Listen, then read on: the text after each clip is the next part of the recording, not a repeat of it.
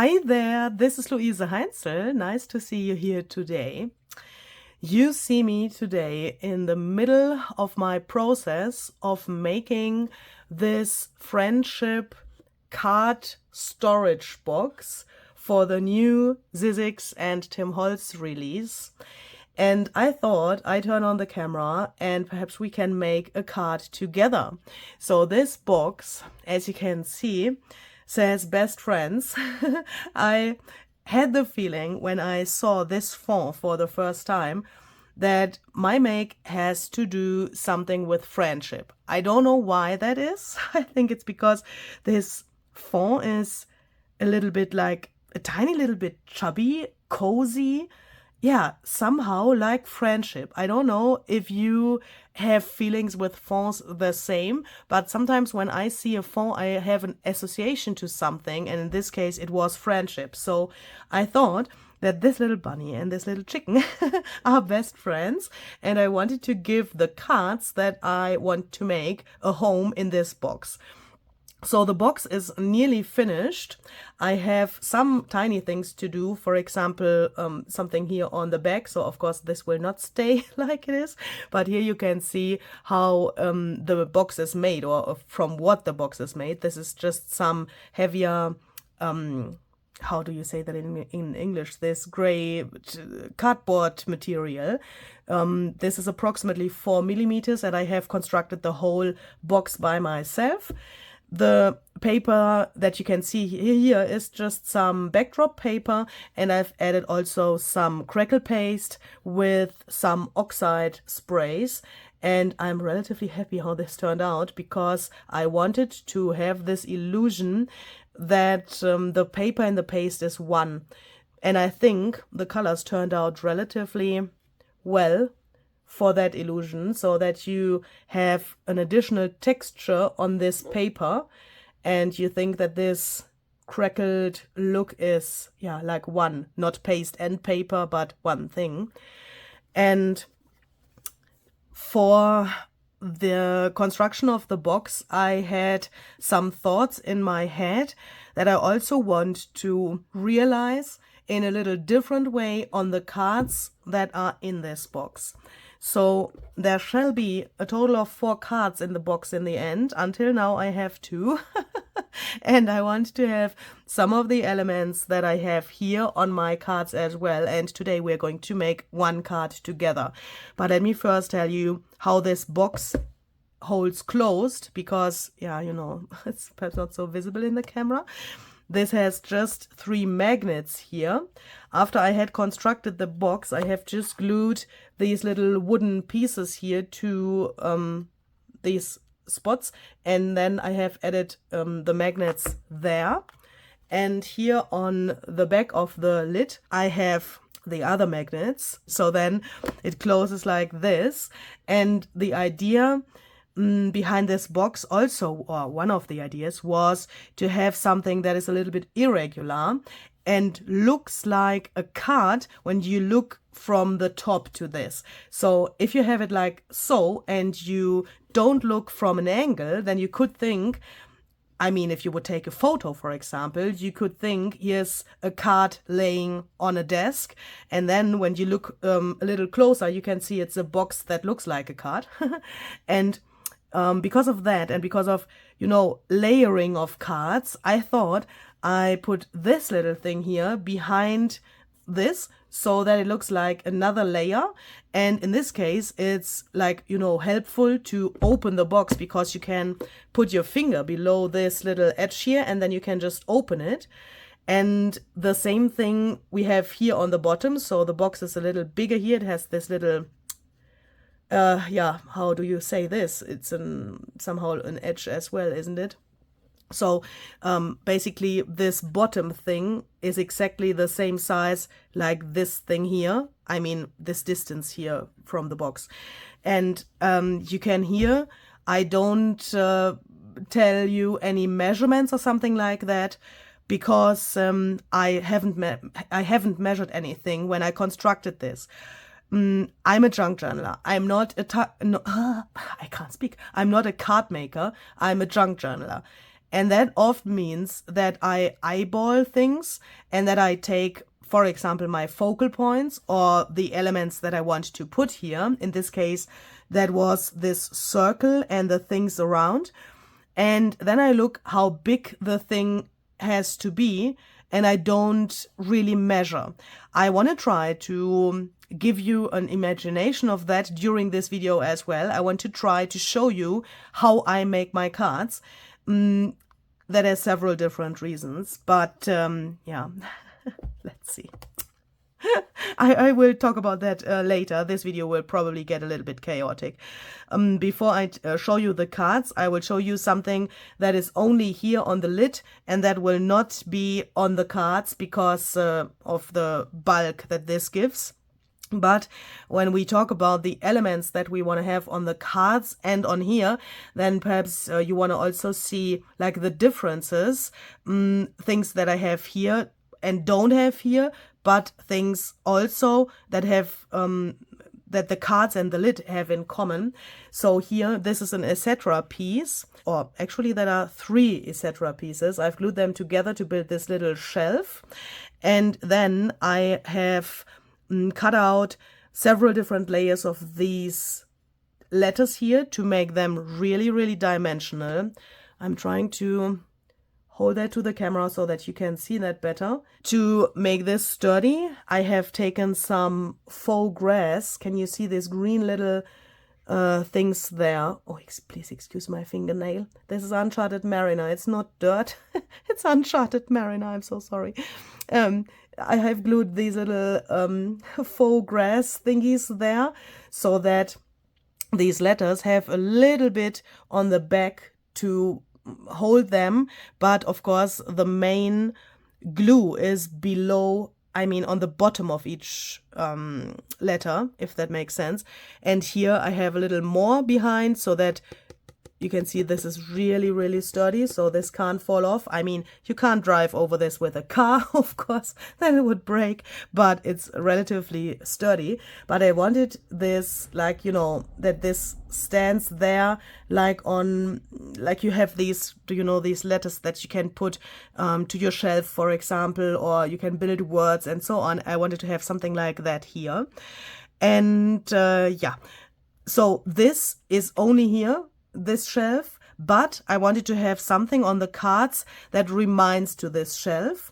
And as you can see, I have this ideology thing here as well. So this now says Best Friends Limited Edition, so that this belongs together. And the same thing I have on the cards as well. I always have this, not this, but one of these ideology pieces and something cut out from the font so that it then in combination makes sense on the card as well. So that these 4 cards that I want to have in the box later tell the story about these friends, if that makes sense.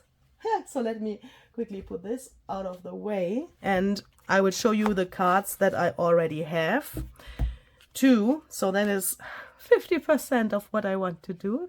So this here now says, I mean in combination with the ideology piece and this thing, now this says always in my heart. So you can see the font and the ideology piece build a sentence now. And I am a little bit proud. This heart is just so gorgeous. If you want to hear my honest opinion, when I saw this for the first time, I thought, okay, nice, but not my cup of tea. You won't believe how many of those hearts I, in the meantime, have built and glazed, painted, distressed, aged, and so on. I could have my whole wall covered in these hearts. I'm so, so amazed. This is, by the way, made with ultra thick embossing powder. That was also the first time I tried this stuff out. I don't know how I could live without this embossing powder. I had no idea. I have no idea why I haven't bought it earlier, but this effect is just great. And this here is just some rock candy glitter. I tried to find it here on my desk. this stuff here. And that makes it, in my eyes, even more dimensional somehow. Really, really gorgeous. And yeah, then I built these little botanicals around the rabbit and the chicken. And I also had something in mind here as an element for the cards that you probably can't see so well if you only see this here. But if you look at the second card, then you perhaps or hopefully can see what I have done here. So this was the first card I made. And for this card, I had this like layering order in my mind. I have taken an ideology backdrop, that is this brownish paper here. And then I have cut out this circle from the moon from the backdrop. Behind the backdrop, there's this dark paper. And the moon itself is on the dark paper in the circle, so that the white paper of this moon and the backdrop are on the same level, and the black paper is behind that. And look here, I have done the same thing here. I have cut the heart out from this piece of backdrop, put this darker paper behind, and the white heart on top. The circle is cut out from the backdrop, the darker paper is behind, and the white paper is on top, so it's layered in exactly the same way. And I was hoping that with the colors you can see the connection. Perhaps we will see the connection even better when we have the third and the fourth card finished as well. Perhaps here it's not so extremely visible, but that's what I thought when I made this. And to be honest, that helped me a lot to decide how to arrange this and what I want to do on this card. I don't know how like a professional card maker is thinking about that, but that was my way of thinking and it really helped me. So I thought perhaps I can share my thoughts about that on the third card with you if you have like the same, I don't want to say struggles with card making, but perhaps you are a junk journaler as well and think, I want to make a card, yeah? So let's see. Let me put this aside so that it's away, so that I can't spritz something to it, but so that I can still see it. And as I said, I have eyeballed this, so I haven't measured anything, but I have taken the bunny and the chicken and also this round wreath here to see how big the box has to be. And when I had the box, then I have just looked into the box and decided how big my card base can be. So that was my way of measuring. And that means that my base layer, that is this white watercolor paper, fits in here. It has a little bit room, as you can see, so that you can easily take it out. I mean, you can put your finger behind here, or you can just flip the box and then you can take the card out when it's finished. So when I had this, I knew that I can't go bigger than this is, because otherwise it wouldn't fit in here anymore. Then I took my new favorite tool. This is the Precision Trimmer by Tim Holtz and Tonic Studios. Thank you so much for this machine, Tim and Tonic, because this machine saved me so many nerves, and I have the feeling that even if you can measure really, really, really exactly with this machine, I don't have to measure anymore, because this gives me so many possibilities that I don't need to measure anymore. And measuring for me is the most annoying thing in the whole world. I can't do that. If I want to hang a shelf into my room here, I have struggles for days because, you know, I have to measure the space and then it's like wonky in the end because I'm not able to measure. It's something like, I don't know. I was born like that. So I will tell you how I did this without measuring. I have taken this little guy here and put it like this so that I can see this line. Then I have taken my paper, and that was coincidence that the last line here is exactly what I needed. So I thought, okay, if the card is like this, then it fits into the box. That was coincidence, but that was my starting point. So this is a square, meaning if I turn it around, then it's exactly until here as well. So I've just taken the watercolor paper and cut that down. And then I have taken a second watercolor paper, and I've already prepared that to save you some time and me as well for drying this. I have taken a second piece and I've just moved the paper 1/4 of an inch. Is that correct? Or it's so hard for me to talk in inch because normally I use centimeters. So it's one of these squares here. I've cut here, put this like so because I knew my new layer has to be a square as well, and I've cut it here so that I then had this, which is now a little smaller and it has the same frame around. The same distance here to the white paper. I've just taken my scissors and I've distressed the edges here a little bit so that it gets a little bit like rough. I think that looks really nice for a card.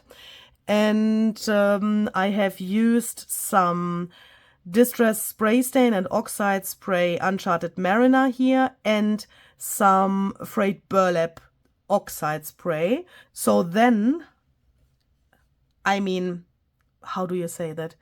Measurement-wise, we are now on this little line here, so 1/4 of an inch into this direction. So that means my next layer is going to become a backdrop. I've already chosen one, and that is this one here. I think that fits really, really well to those colors. So that means when I now want to cut this, I know with the blue layer, I was here.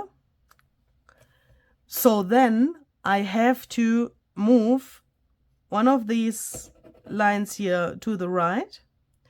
And that's the reason why I have lifted this. Normally you can leave this down and you can just slide the paper below. That's one of the great features of this trimmer. Yeah, don't get me wrong. You don't have to lift this up if you just want to cut paper.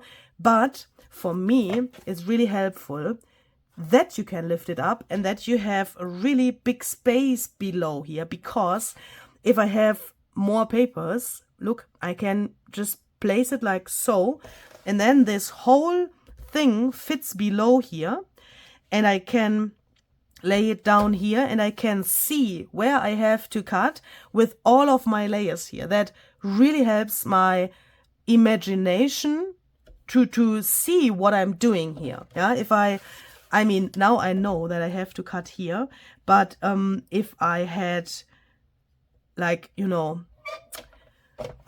for example, some thicker pieces or things that are not so regular, like these card bases, then it's really helpful when I can take this and put the rest below here. I did that with a waterfall card the other day, or actually when you see this video, it's a long time ago. For me, it's the other day, some time differences between when I record this and you see it. But I had a waterfall card with really, really thick layers, and I could just do it like this, put it here and cut the other layers, because I could see everything and imagine where I want to cut, because everything was laying on this machine. And that is just so helpful. Perhaps that's a problem that you don't have, and perhaps I'm the only one who has this problem. That's possible, but let's see. So this now fits on here perfectly, and I think that looks really, really nice. So that I can imagine everything better, I will do the following thing. I will take the blue layer, and already glue it to the bottom layer. I'm going to use some really strong double-sided tape for that, and I don't know if that is something that a professional card maker would do as well. I tried to get the tape not to the very edge here, because I want, of course, that this is sturdy in the end. That is the main thing, but I want that these layers, that they are not so flat on the edges. Do you know what I mean? So that they are a little bit like raised. Where's my bone folder?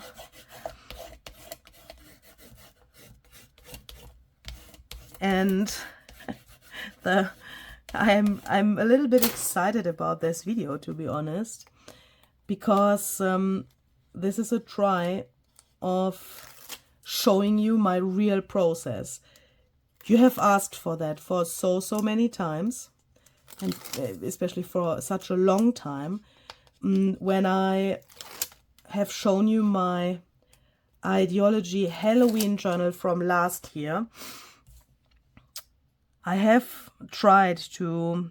Ooh, sorry, I can't speak.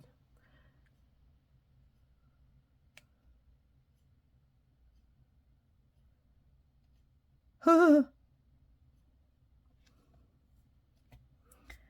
have tried to show you my process on making the journal, and it was so hard for me because, you know, ideology is like chaotic. I mean, on my desk it's chaotic when I do ideology, because so many ideas are coming together. And I have tried to show you my process just by filming it, and then you had something to watch, but with music and without talking, without any explanations or anything. I haven't talked in those videos. And you said that you have enjoyed that. This is frayed burlap oxiding. You have enjoyed that, and I really appreciate your words about that. But at the same time, you said you would have wished for something with explanation and something like a real-time craft process video or something like that. And this is a try to give you something like that. I mean, this is not ideology, this is Sizzix, but perhaps it helps a little bit to see what's going on a desk when you create something like this. I mean, this, what I'm doing here, is of course not the same for you. Yeah, it can't be exactly the same. But if you ask what's going on my desk, then this is what I can show you. And I hope that this helps somehow.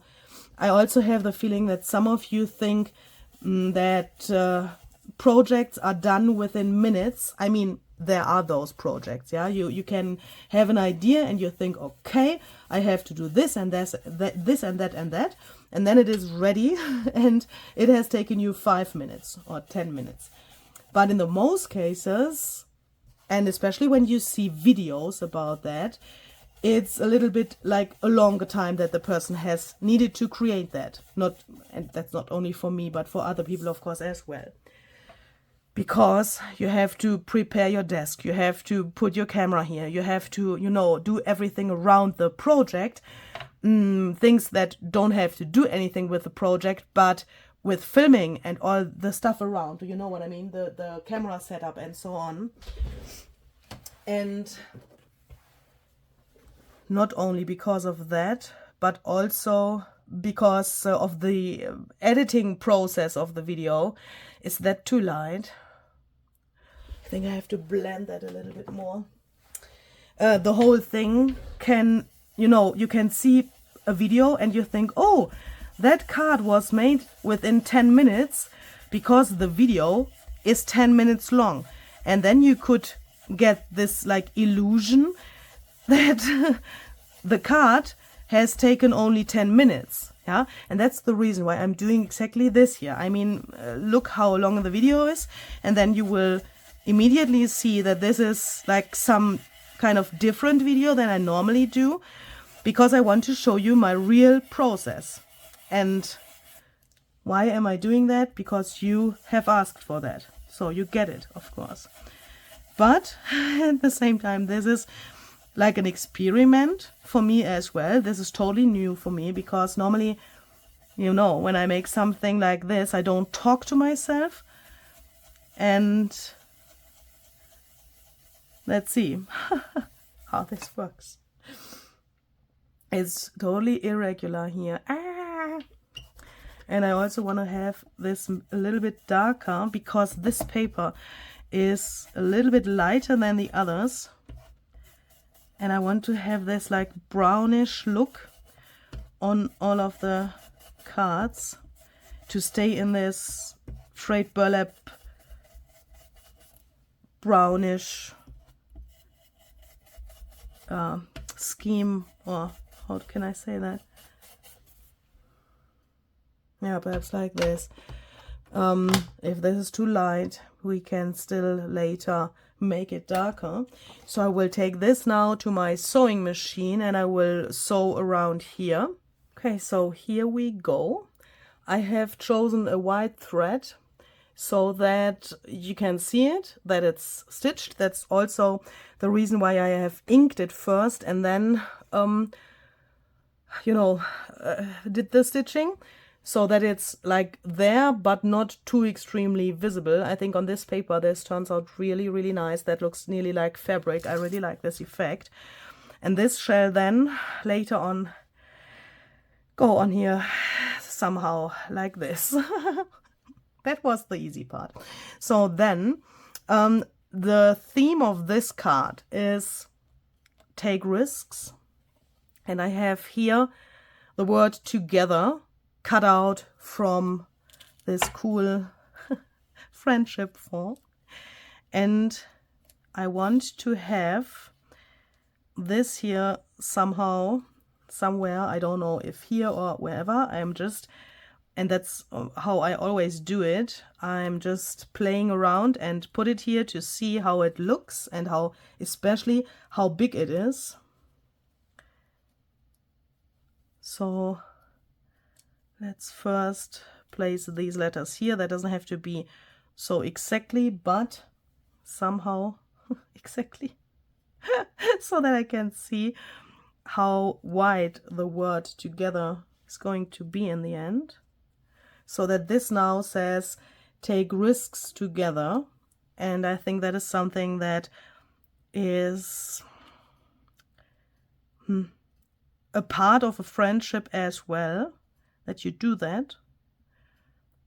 And I want that my little bunny and the chicken do that, that they are taking risks together on the card, so that you can see that they are doing that. And I thought I want to have, and I'm hoping, and I have not tried that out, yeah, this is my real process. I have not tried that out if it works like proportion wise. I want to manipulate these die cuts a little bit. I have already, as you can see, put them together so that I can save some time. I like to do that before I start building the card. Yeah, so I decide for the color scheme and then I build my little things here, especially with these colorized die cuts. It takes a little while, you know, drying and painting all this stuff and putting these things together. And I like to have them ready to go when I build the card. So I want to have the chicken stand on the head of the bunny, but for that, you know, it looks a little bit weird with this ear and also the legs of the chicken. And I thought perhaps I can manipulate them so that this works.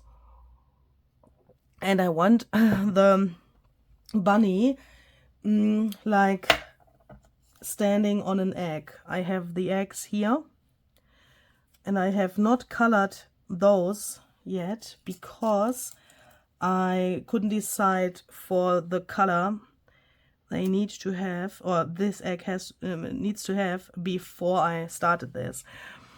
I want this egg somehow like standing out somehow, and I think I will go with Uncharted Mariner and some glitter. Why? Because I have, and I will show you one of the other cards as an example. On all of the cards, I have one like uncharted marina spot. In this case, it's this little bow on the chicken here. And on the uncharted marina spray stain, there's some texture paste sparkle, which makes the color itself more intense and gives this cool sparkly effect.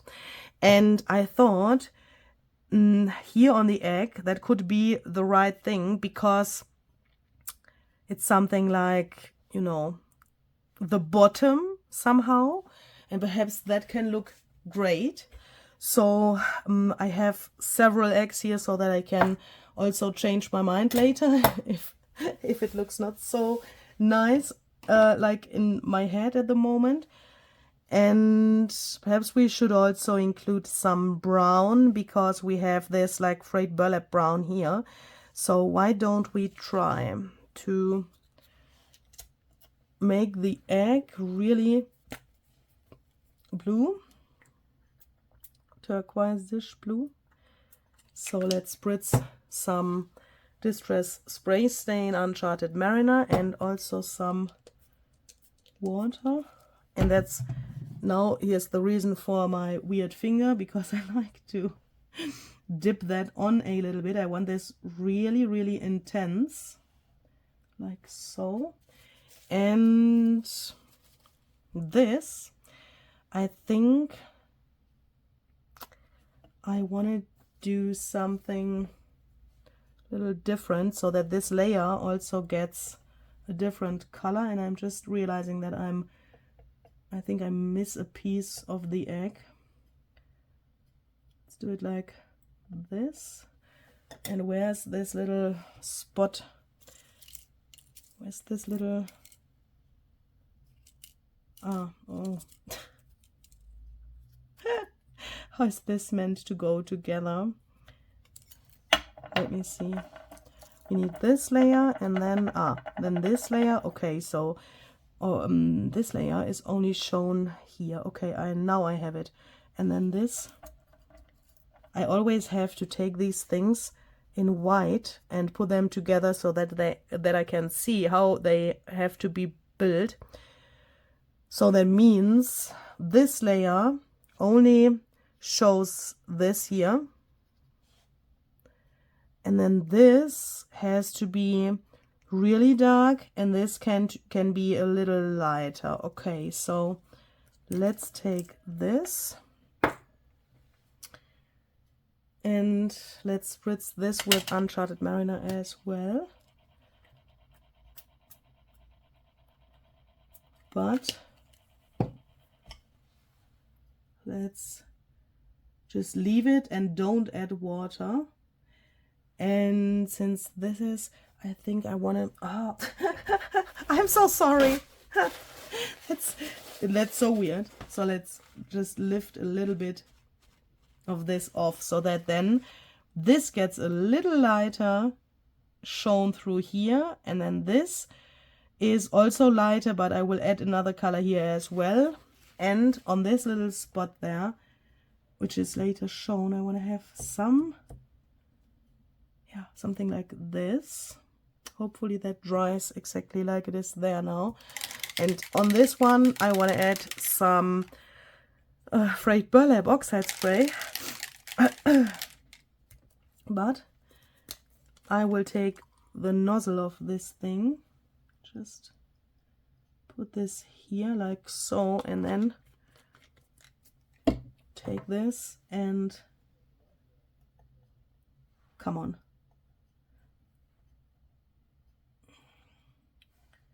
Want to get a little variation of the color, but at the same time I want to get rid of the white. Don't want to see this white paper anymore. And by the way, frayed burlap and Uncharted Mariner is a really nice combination, I would say, especially there where the colors are mixing. It looks really, really interesting. Okay, so then let's dry this. And this is not completely dry yet, but going to take a paper towel and try to get some variation of the color here to the egg, just by lifting the ink up a little bit. And we can also take some water. Oh, that was perhaps a little bit much.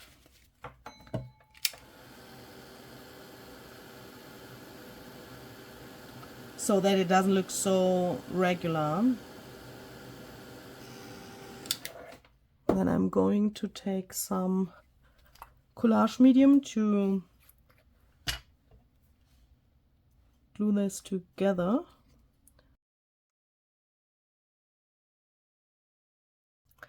And if you ever struggle with the order, how these colorized die cuts have to be assembled, you can go to the Sizzix YouTube channel and you will find really helpful videos there on how to build these things.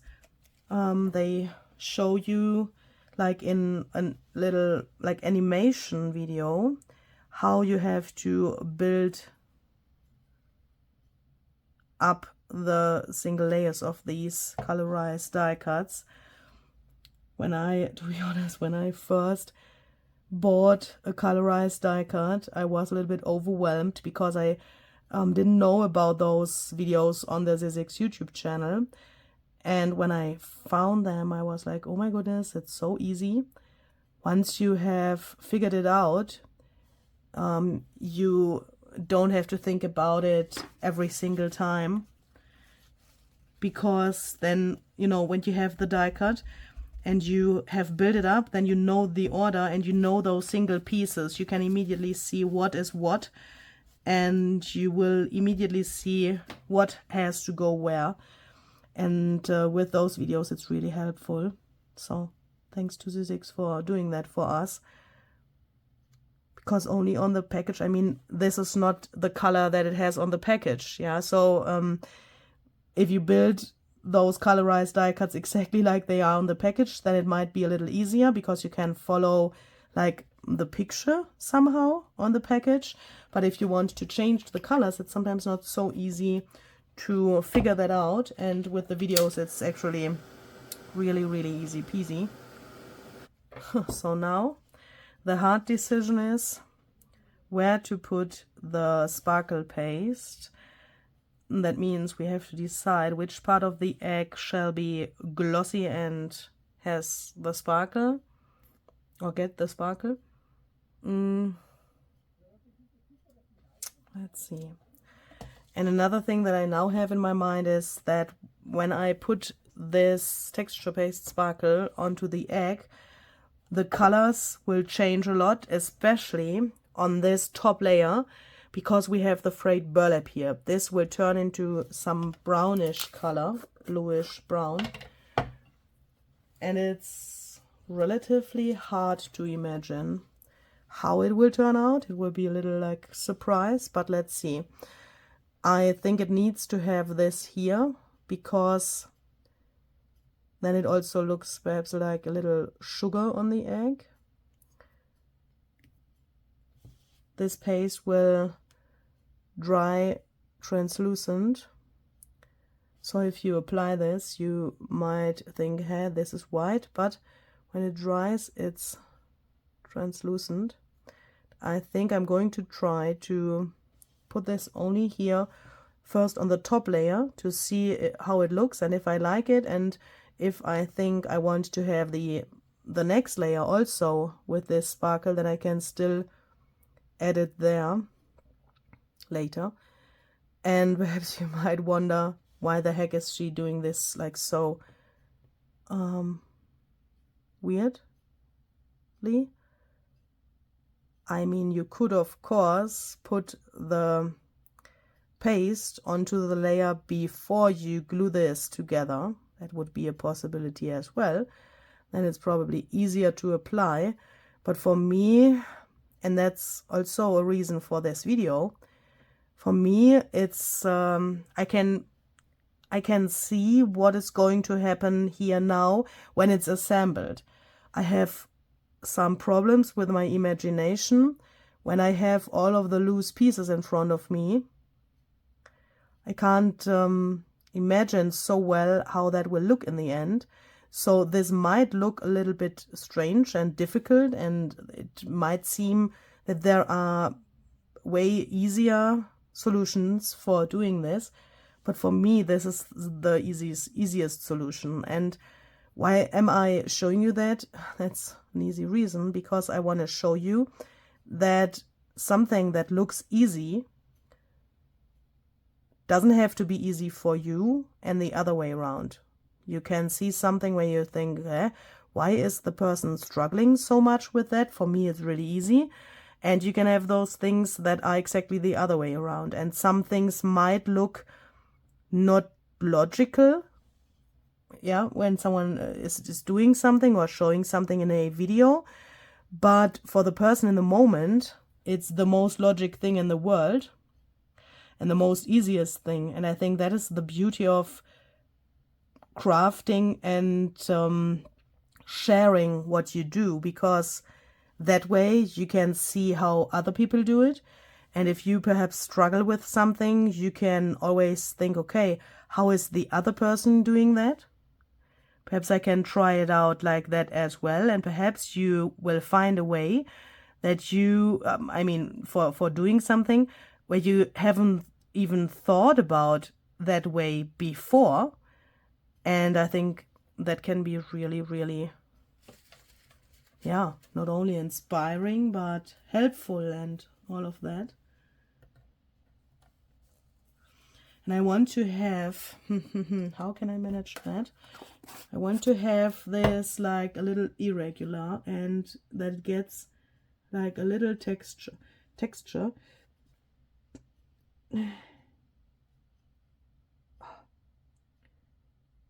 this. So I'm trying to dab my finger into the paste to get this texture. And now we have to wait for this to dry. I will not use my heat gun, because I don't want to risk getting some bubbles or something like that. So let's go on with this while that is drying. We can take this and make some holes in the meantime. I want to have some brads on these little guys, and I've also already taken my crocodile and put this little thing here to the right position, so that I get the same distance of the holes on each of these pieces, and I'm leaving the crocodile in exactly that position while I'm doing this. While I'm working on those cards. Where's my lace now? We can also take this, because I want to have a little piece of lace behind this thing. This is just a vintage lace from, it's not from a flea market. I have gotten that from, yeah, how is that said in English? A family member, let's call it like that. I don't know the word in English. And I want to have this a little destroyed, so that it looks like a little brown grass or something. And in this case, since take risks is above together, take risks together, this has to go to the top. When I had it the other way around, where's my other card now? Here is the word always above in my heart. So I wanted to have the lace not in between of the words. Yeah, so always in my heart, lace. So that means lace, take risks together. Does that make sense? So here's the lace on the bottom, but in this case I need the lace on the top so that it's not in the way there. And especially that it doesn't cover up the words here, the word. So let's take some brads. Okay.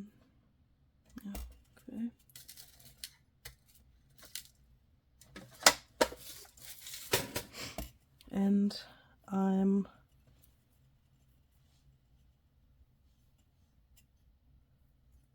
going to put some collage medium to the back of this so that the lace is hold in place.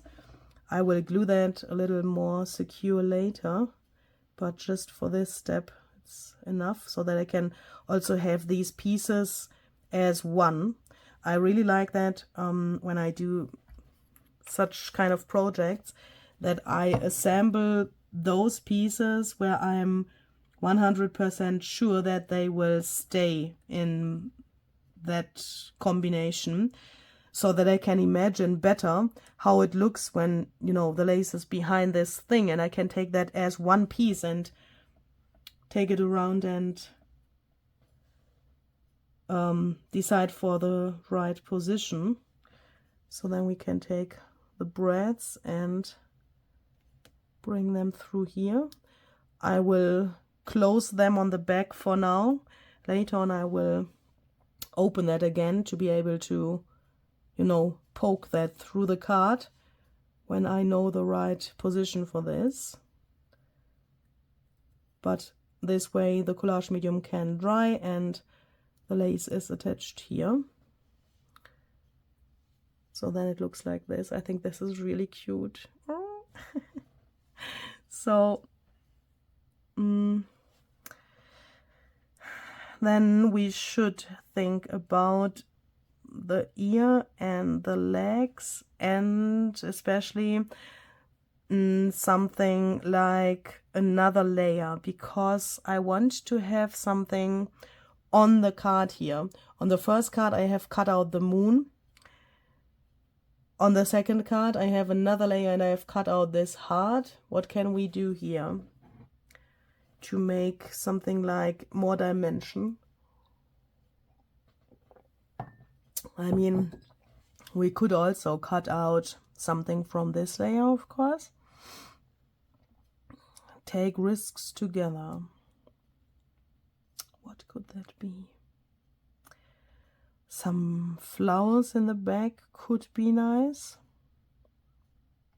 I mean, if we have, I will take a white egg here as a like placeholder. Is that a word? Because I can't put my other egg here, then I would smear that to the background. But something, we need something behind them here so that they look not so like lost here.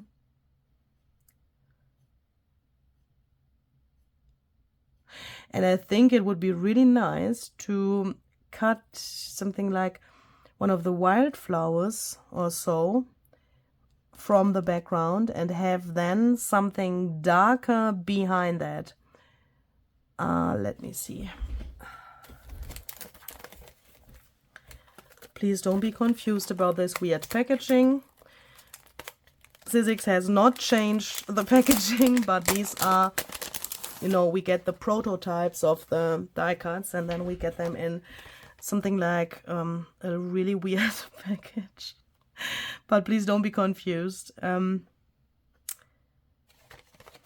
This is not what you get when you buy them. Yeah, you get them in the normal package that you know from the other die cuts that you might have. So that has to be something, please, that has leaves on the bottom and the top. So probably this one. Come off. Oh, really secure. So if this was behind there, cut out from this paper, then we would see that here on the top and also here. not so bad. And what if we then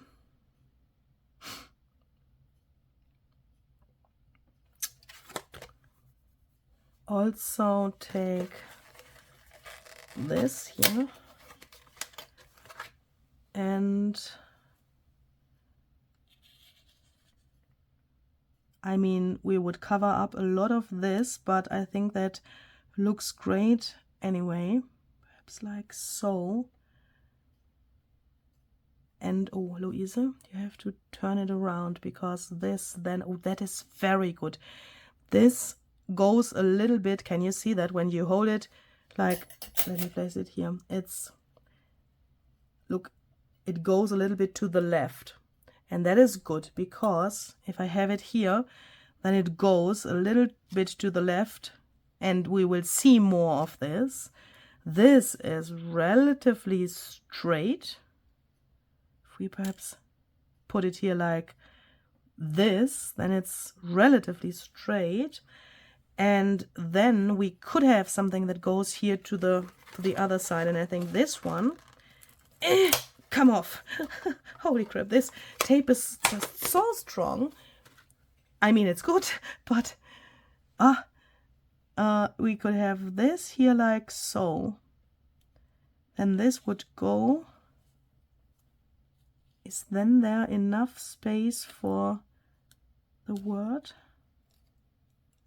Like this. I know that this looks absolutely weird now, but this is how my brain works. I'm so sorry if this is confusing. What about this? And then we could have, I need some tiny flowers here on the top. I mean, my dream would be, but then the card has the wrong proportion. My dream would be to have take risks together, and then the egg, and then the bunny, and then the chicken, but that is way too long. That can't work. So that we would have more negative space somewhere, but if I place this here, then I can imagine that the chicken has to go way higher. And then we don't have enough space here on the top. That can't work. And I want to have this connected. The together and take risks has to be connected somehow.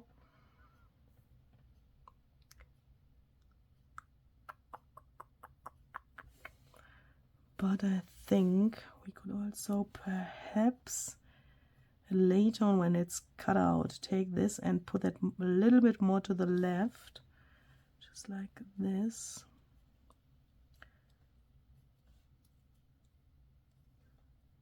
Yeah, I think I will try it like so. Okay, that means I'm going to take this off. Put this aside for a moment so that I don't lose any letters.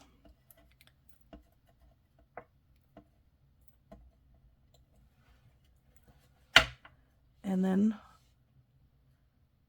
trying to hold these to remove the bunny and the chicken, just like this.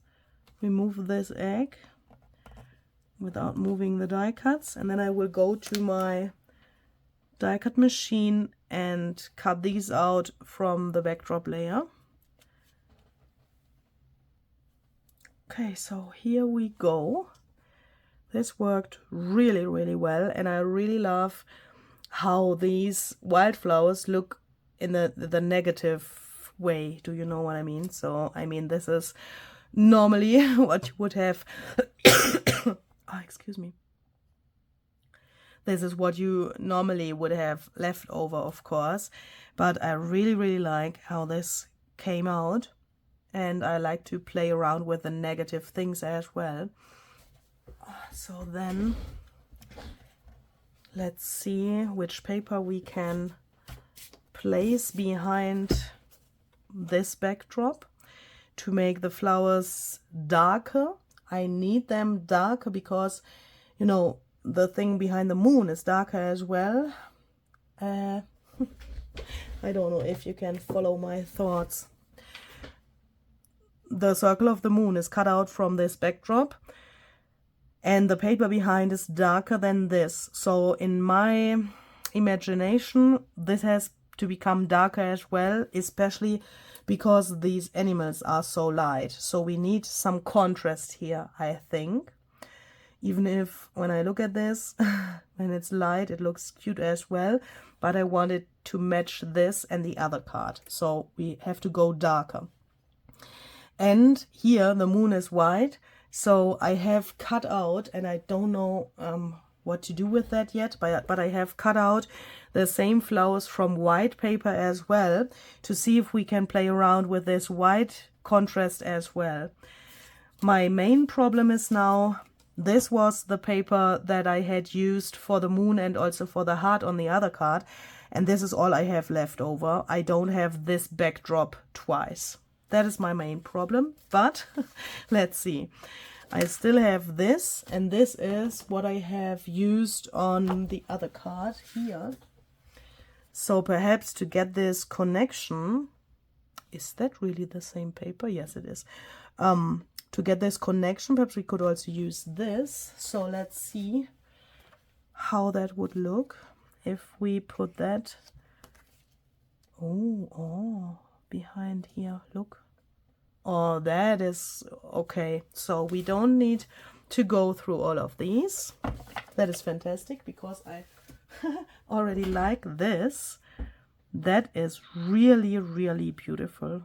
Oh my goodness. And that works so well together with, oh, look.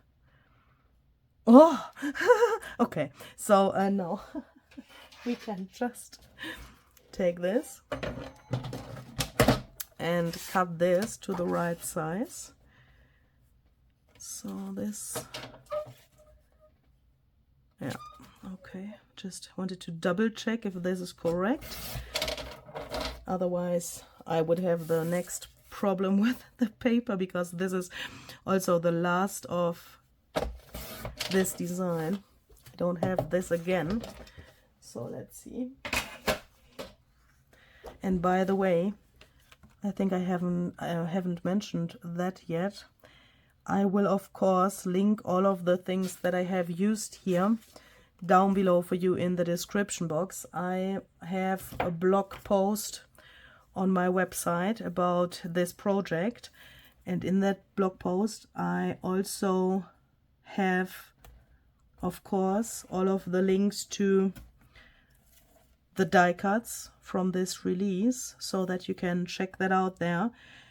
As you can see, I'm using different die cuts from different sets, and this is already relatively hard for me to do. This video, I mean. So it's even harder for me to tell you each name of the die cut sets that I have in my hands here, and I think it's also a little bit like boring if I always say this comes from this set and this comes from this set. So I think it's easier if you just check out the blog post, and then you can sit down, grab some snacks and check that out when you have the time for that. And you know, if you wanna have some of those sets, you can find the links there as well. So going around here with some double-sided tape, and I will, I will also additionally use some glue, but this way, I think I've explained that several different times why I do it in this like double way with the tape and glue. For me this is easier because the tape will hold this paper in place immediately once it's going to touch the other paper, and the glue makes that everything is glued down really well. Even those tiny pieces that are here relatively fragile from the die cutting, but that way I can go on, and I also have them, I mean, without the need of waiting for this to dry, and I also have the feeling that the paper stays way more flat if you do it like this. So I'm going to add a little bit of collage medium here where no tape is, and especially here where these tiny and small pieces are, so that I can make sure that the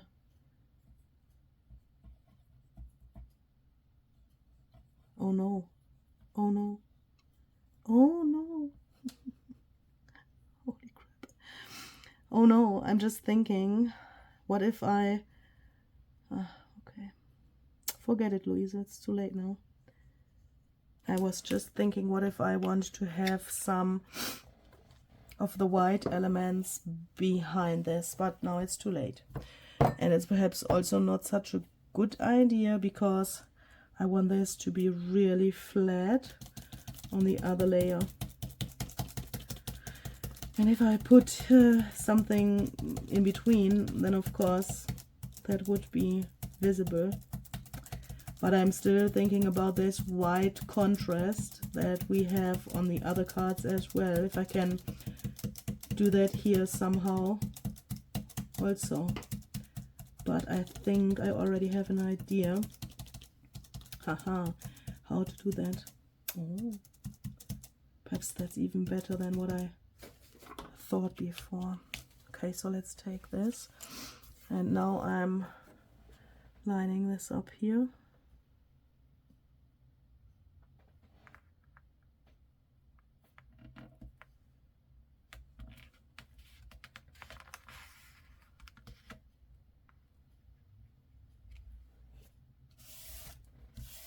This.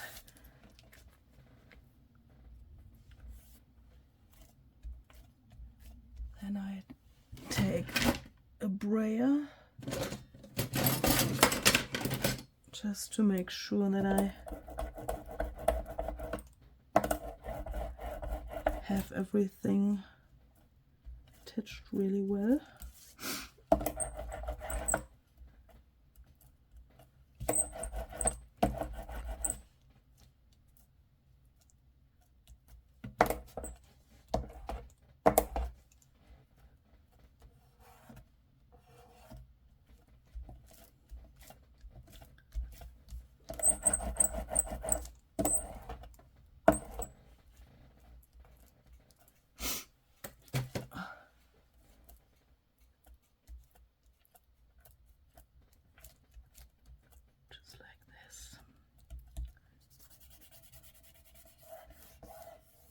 And now I can see I have a tiny little thing here.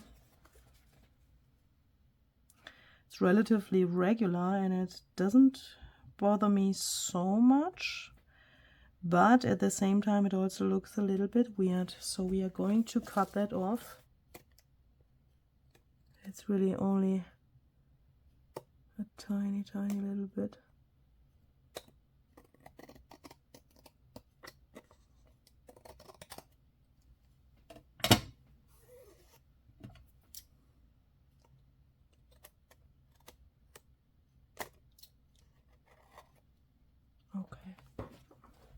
Here we go. So then let's think about this white. The moon was probably not the best thing to use on the first card because the moon is like built from layers. Yeah, it was really easy to decide, cut the circle, put the black or this dark paper behind, and then this inside, because it has all of these like little gaps and this interesting pattern, and that was really easy. It's not so easy for me to transfer this idea to something like these flowers, because, you know, if I take this and put it in here, then it would look like the first layer isn't existing, you know, because it's like puzzled in there. It's, of course, a nice effect if we would do it like this, but it's not so, yeah, it's not so bam like the moon. Do you know what I mean? But perhaps we can manipulate the die cut and have only parts of this in here, or we could also like glue it like this offset, like so. I don't want to have the background too busy. That is one of the biggest like thoughts in my head at the moment. So perhaps it's a good idea to first think about the arrangement of these little guys here. I mean, the bunny isn't completely white. This is completely white, so it is some kind of a contrast, isn't it? It's not too extreme. I really like that. I really like that. Okay, so, but keep calm, Louisa, keep calm. This egg shall go on the bottom of this card. The bunny has to like balance on this like so, so that it looks like he's standing on this egg. That means the chicken, and we have to have the height of the card in mind, the chicken has to go somehow wonky in this direction, yeah, so that the legs are in a different position. That means I have to cut off, oh my goodness, both of the ears of this bunny, because here the chicken has to be, and this leg, sorry, this ear can't be too close to the body of the chicken, just like just like this. I'm so sorry, little bunny. Okay, so if he is here on this like so, then the chicken has to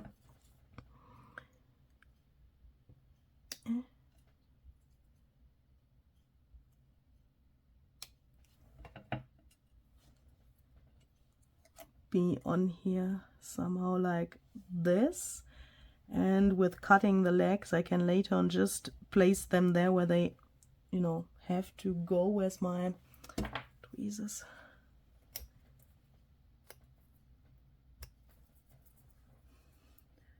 The leg has to go somehow like this, and I wanted to give the bunny some glasses as well. Let me check if that works. That should be enough space so that then can go like so, and this leg I want to have that like a little bit like ballerina flying in the air like so. I think you can't see it on the card. You can see it later better, hopefully. So then, of course, he needs his ears so that we, you know, we will, but I think we can play around with the ears once we have that there on the card, and we can just find the position and glue them back there. For example, like this. I mean, this is also cute. We could also try to take the left ear and put that to the right. Let's see how the angle of that is going to be. He could also have them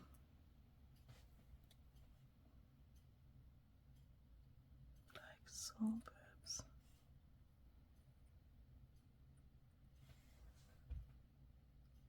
I like that as well. That looks really cute. Okay, but that works. That is good. That works. What about this white thing behind? Do you know what? I need another coffee. And I also need to know if I want to use this piece. I have used that on the other cards as well. And I have the feeling that I want to include it, but I also have the feeling that it's too much here somehow.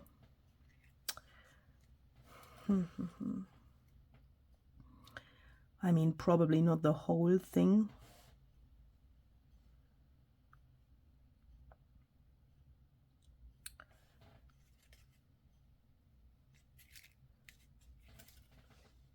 What if I place this here and a part of this here? Then it's already really, really busy here on the bottom.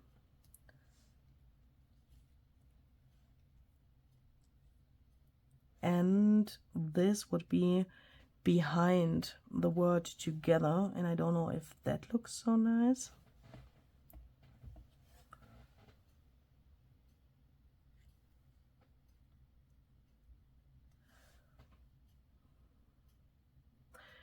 And the egg is losing its attention somehow if I do it like that.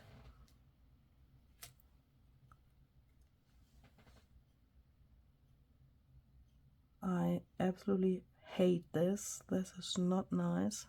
This is not nice.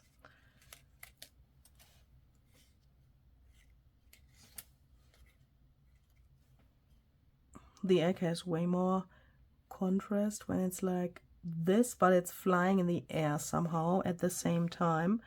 So I'm thinking if I shall add a tiny portion of this here on the bottom, so that also the ends of the wildflowers look not so weird. It's like this, like a tiny little nest.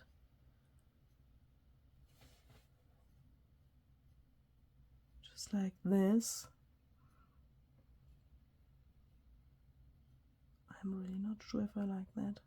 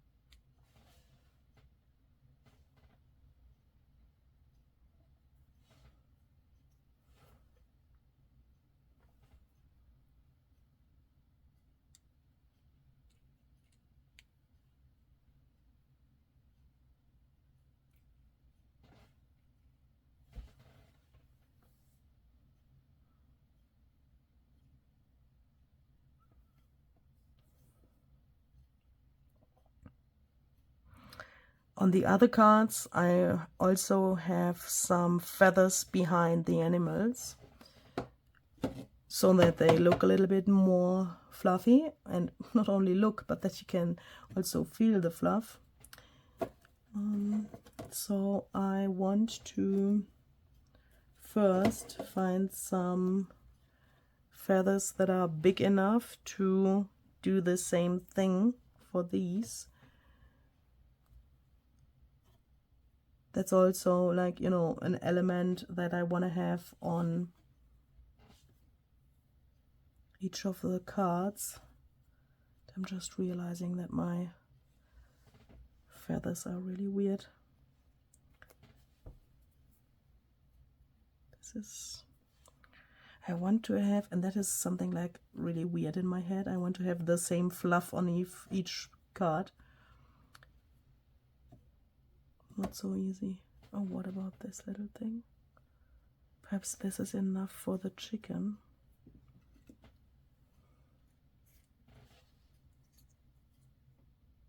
Oh yes, look. It's enough.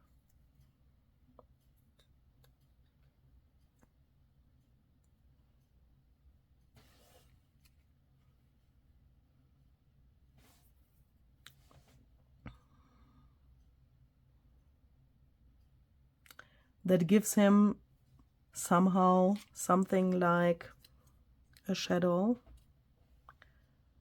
and that is great. I'm going to glue this down here.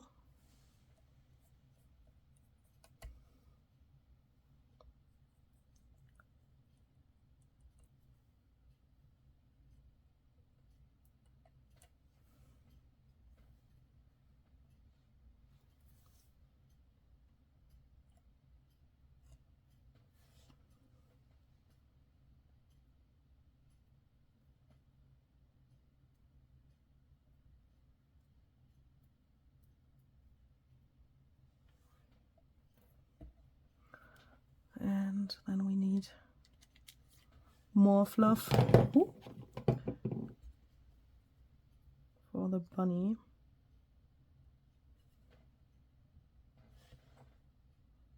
I'm thinking about even leaving this black and white part of the feather there. I think I like that.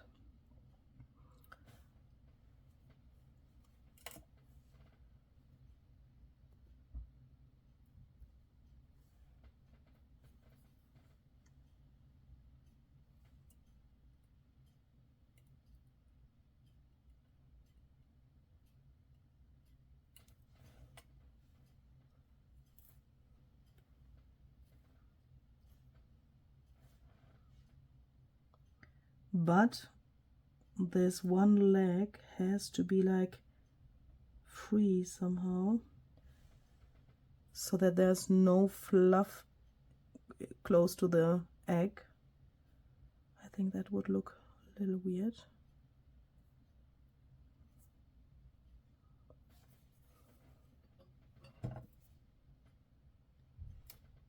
Ooh, oh no! I've cut off too much. Ah! Okay. Now he's like he is. But that's perhaps not so bad, because we need a little space, yeah, for the leg of the chicken as well. I think that looks cute.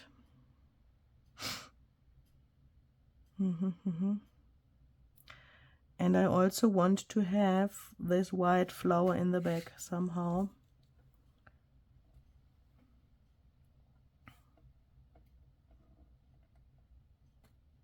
But how?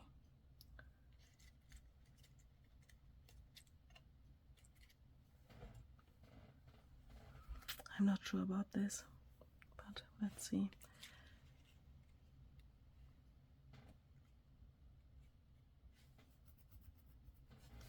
Where do you want to be?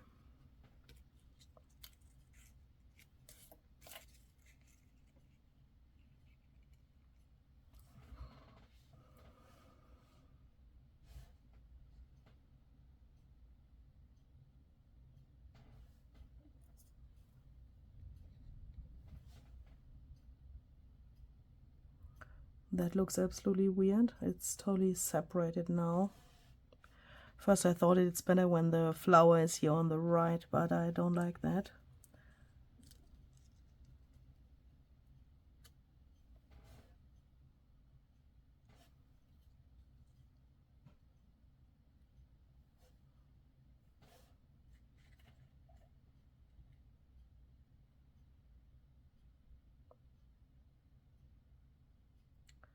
Either like this, or perhaps with a second one here, like so.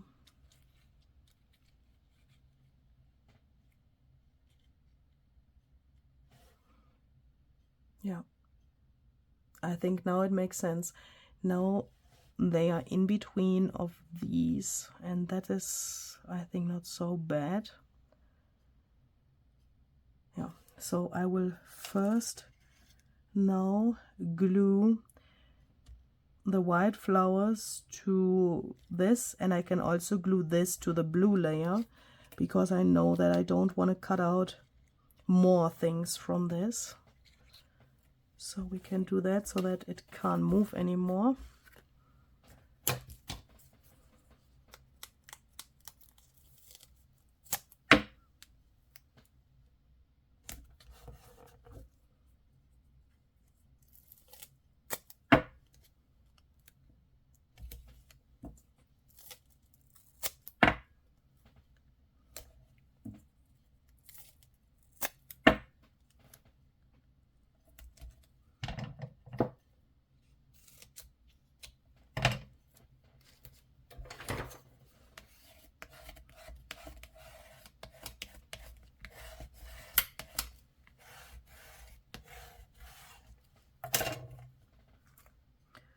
Wait, we can't do that.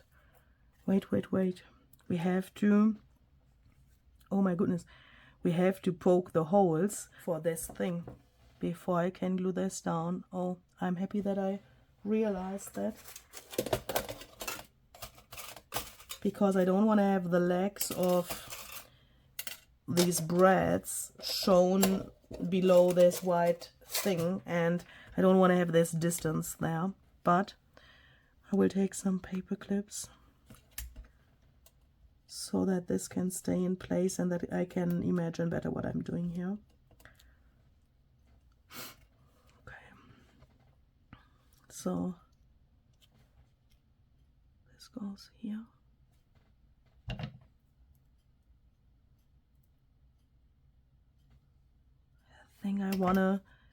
I think I wanna line up those stems so that this is like partially in there, like a puzzle, and that it looks like this comes out from the same stem somehow.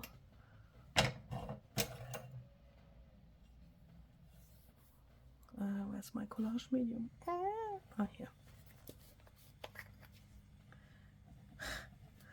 It's always the same. A second ago I said I need another coffee. So I said it, and I need it, and I meant it, and I thought, okay, I will stop the camera for a second and go to my coffee machine and get another coffee. And then, you know, I didn't go immediately, and now I could hear, perhaps you have heard it as well, my coffee machine just turned off. I mean, I can turn it on again, of course, but it's always the same thing. It's like she's hearing me, and the machine decides that I don't get another coffee, and that I obviously don't need it.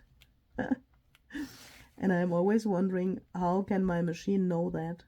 I don't know.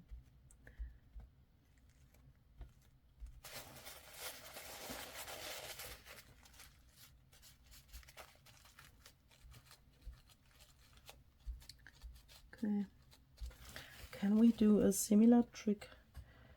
No, it's the wrong one. It's this one that I wanted to use.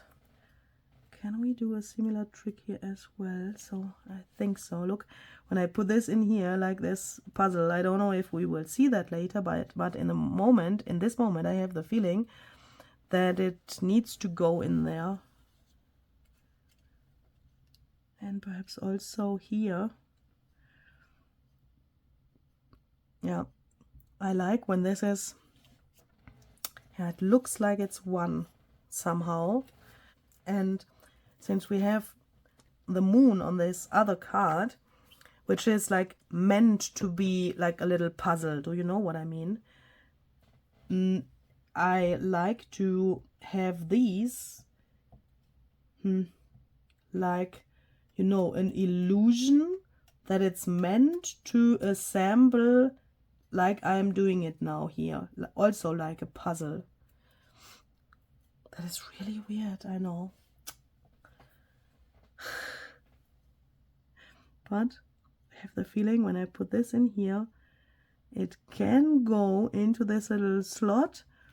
And because I think it's because it can go in there and it fits so well, it feels like it is meant to go there. And this is like the material, and those die cuts are telling me, do it like this. Ah. Do you know what I mean? Do you have those things as well? That would really calm me down if it would be the same, because I'm feeling really weird to say that, but that's what I think in those moments.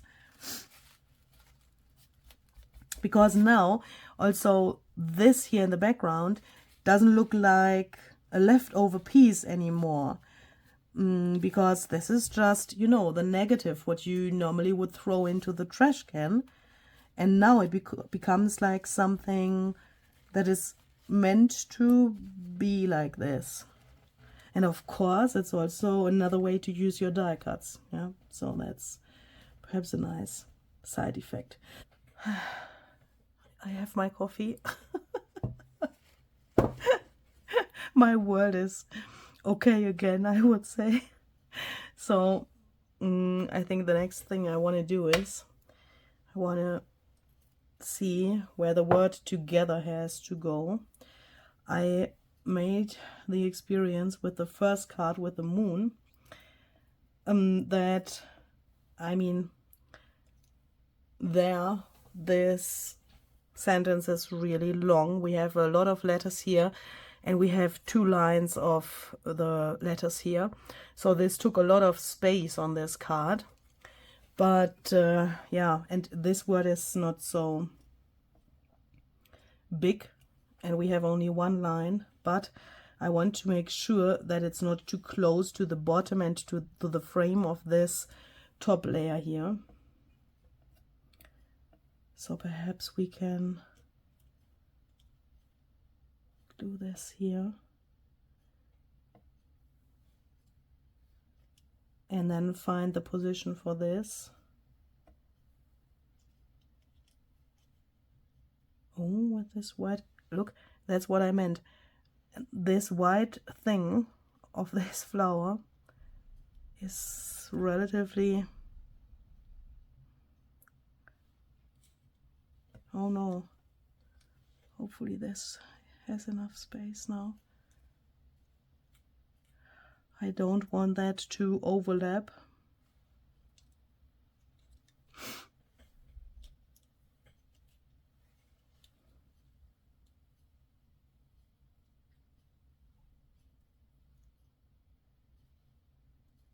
Yeah, that should be possible. Okay, so I will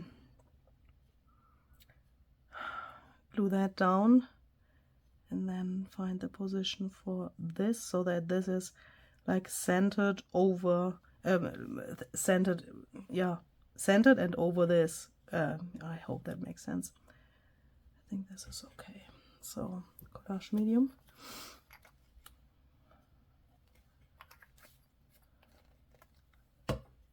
Tweezers, and then let's glue this.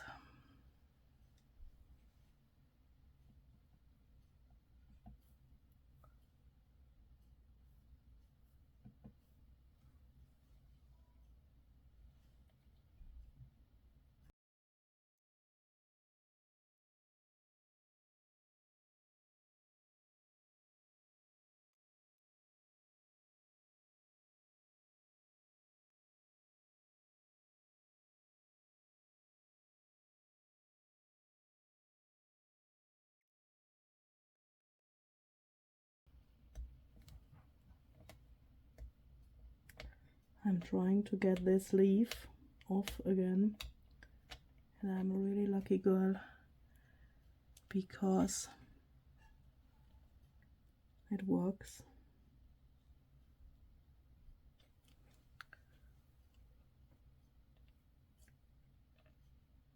So that I can cut this off, because I don't have enough space for the tea, and I don't want to have the white tea on the white plant. That would really bother me.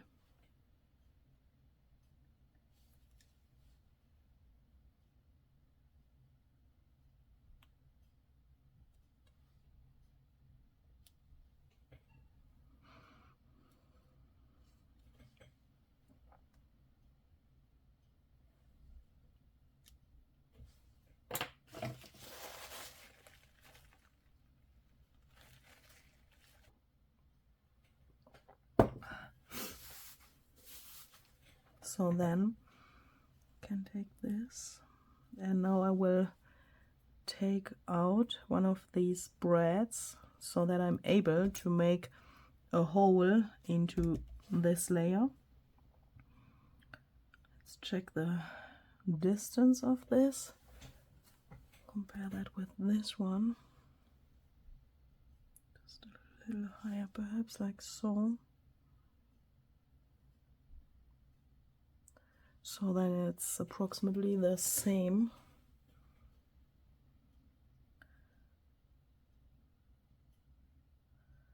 And this way it's centered.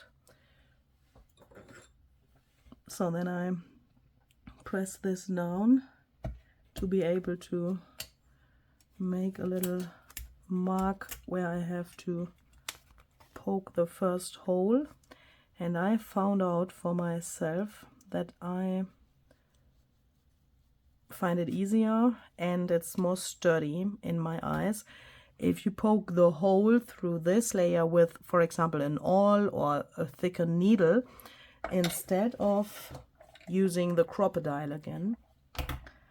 And also if you have this in the middle of the card and you need a hole and your crocodile can't reach that, then it's of course also easier to take an awl. But I have the feeling that it's sturdier as well when you do it like that, and when this hole is not so big like the other one. So I'm going to take the second bread out as well, put some additional collage medium here so that this also is glued down and not only held by the breads. Then I put this here over the hole. Put this in here.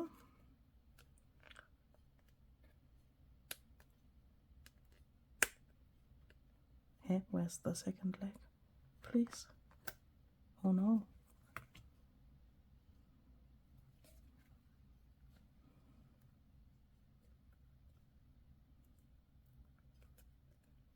Okay, now I have it. Just do it like this, and then I like to take the back of my awl and press this down so that it gets not too bulky here.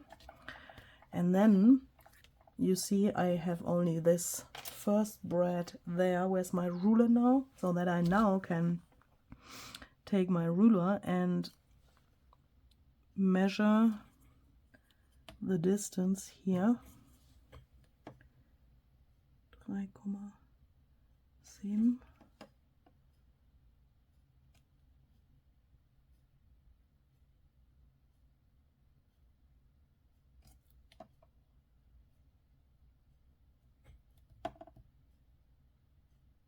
To be able to get this straight, and then I can just press this down, make the second hole here.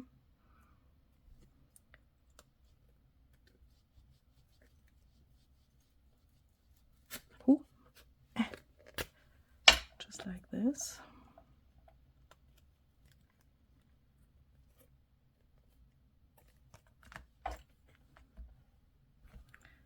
So that this now is hopefully still straight. 3,6.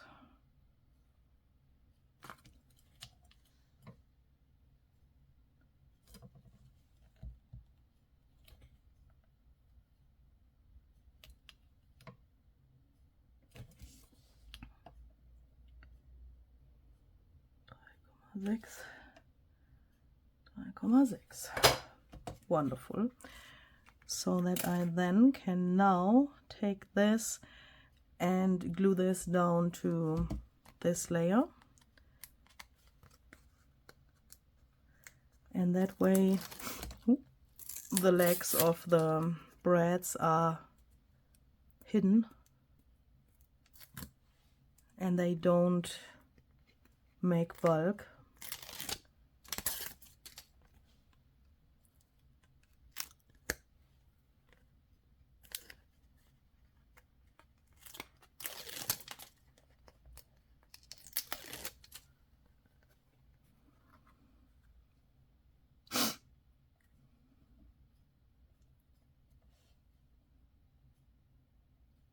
Why is here?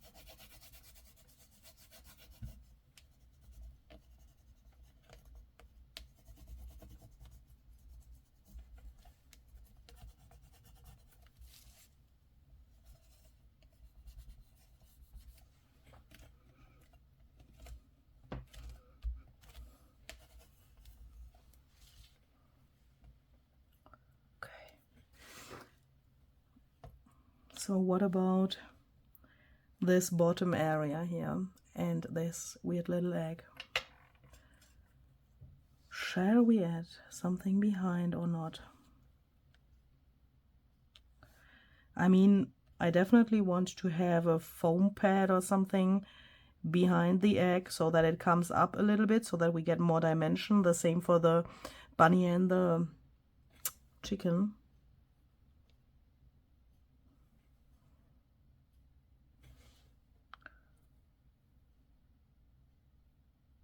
But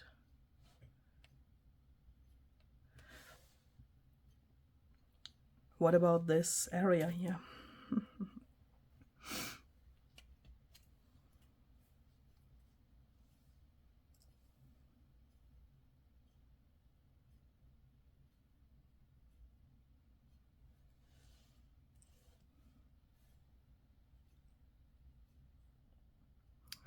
I also need somehow a connection to this ideology thing that says take risks, because on the other cards I have these flowers like an arrangement on top or below. On the other card it's below this thing, and I of course want to stay in this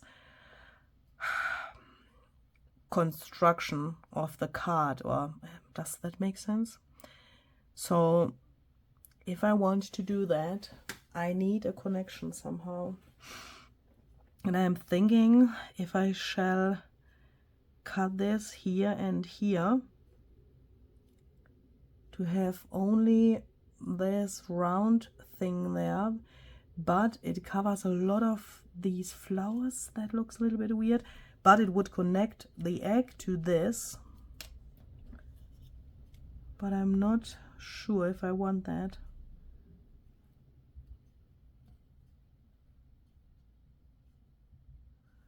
And this is probably way too much. Let's see.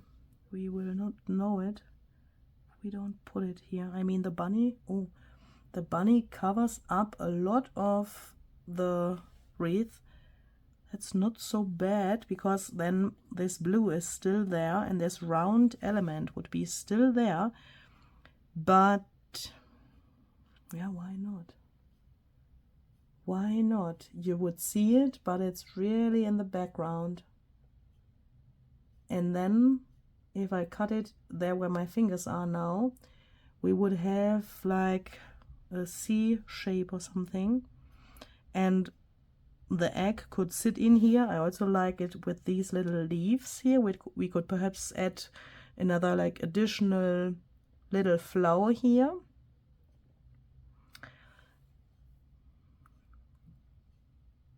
I think I like that. Okay, so let's see. Let's go a little higher so that this is still on the brown layer like this. Then let's cut it here. And here on the other side of the egg, let me just think about that. This can be a little longer, this a little shorter, so that it's like irregular.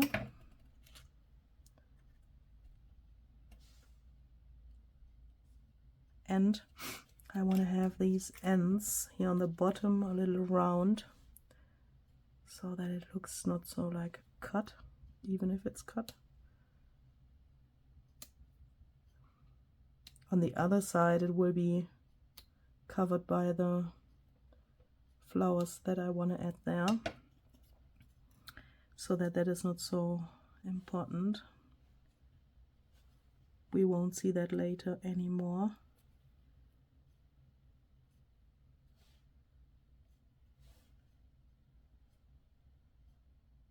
Okay. So then I think I'm going to glue this down here. Ooh.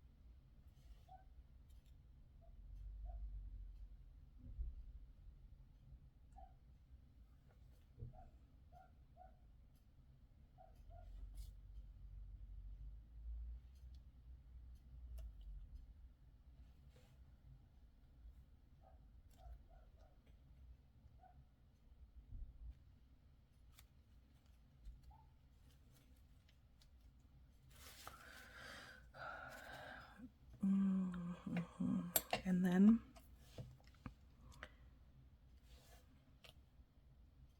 I think I'm going to add a tiny little bit of ink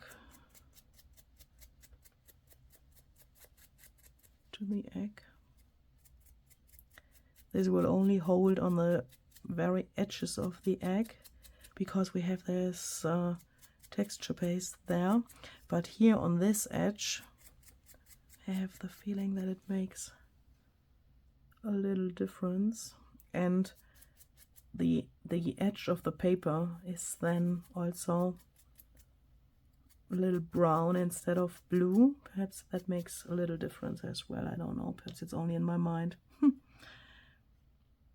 Okay, then we need some foam tape behind our little pieces here.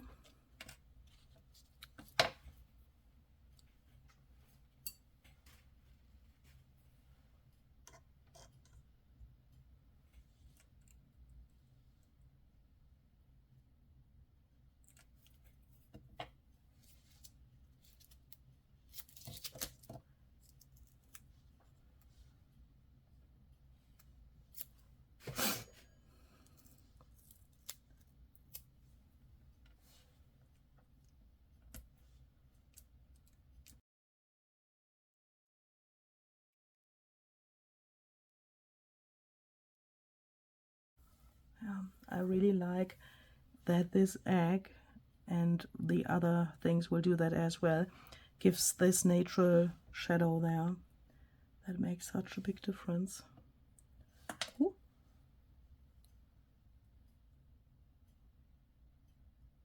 So then he can go here. And I'm just thinking, how the heck shall I now add the ears and especially the legs of the chicken here, so that that gets sturdy. And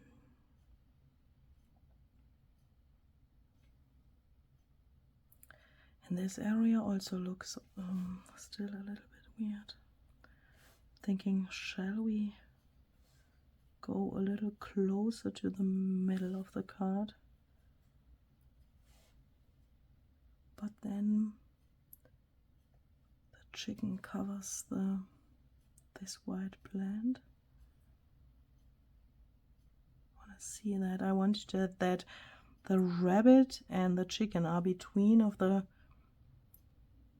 in between of the white plants. I think it has to be something like this. And it's also, you know, more straight. Perhaps that calms this whole thing down a little bit, since the background is relatively busy. But now I like this better. This is now somehow harmonious. But now I think I have to find the solution for the ears first. I have to glue them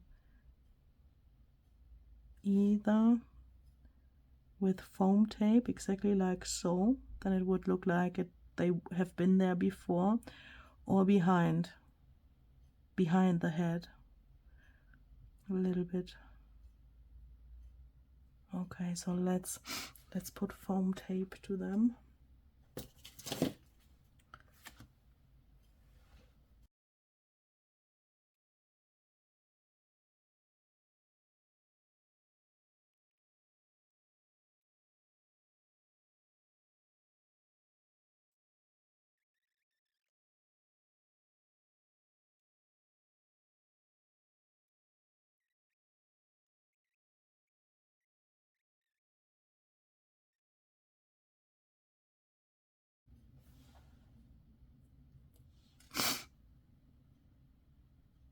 Yeah, that's perfect. Okay, this can dry.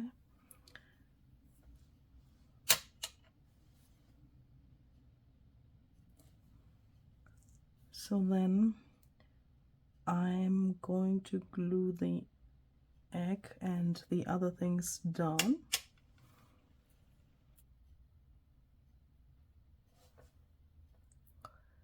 This looks a little bit weird. I mean, it's somehow cute, but it looks a little bit weird, and this leg is relatively fragile. So I think, I mean, we have cut off the ears, yeah, and I want to put them back so that you can't really see that we have manipulated this die cut. So I'm thinking I will glue this ear like so that I then can attach the leg to the ear as well, and that way it looks cute as well, and the leg of the chicken is not flying in the air so much, because I have the feeling when I put the cards into the box later and they are laying on top of each other, or even, you know, if you would make something like this and put it into an envelope to send it away, it could happen that the leg comes off, and of course I don't want that. I want to have this really sturdy. So let's try to get this under here, just like this, not too close to the body of the chicken, but close enough that I can have the connection to the leg.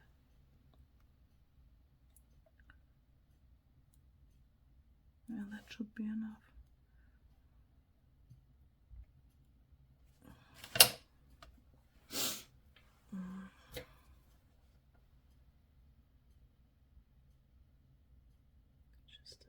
tiny bit of collage medium here.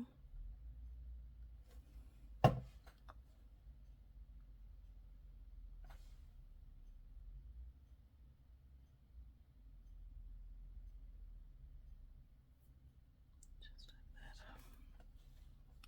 that. Okay, don't touch it, just let it dry.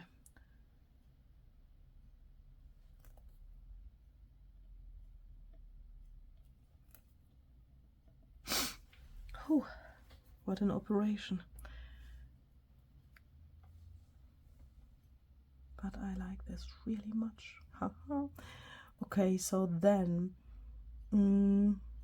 let's think about some white splatters first.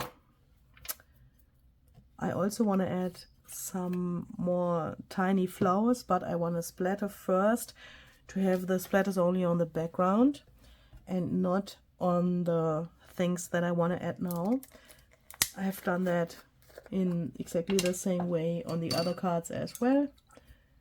So that's, yeah, basically the only reason why I'm doing it here like that as well.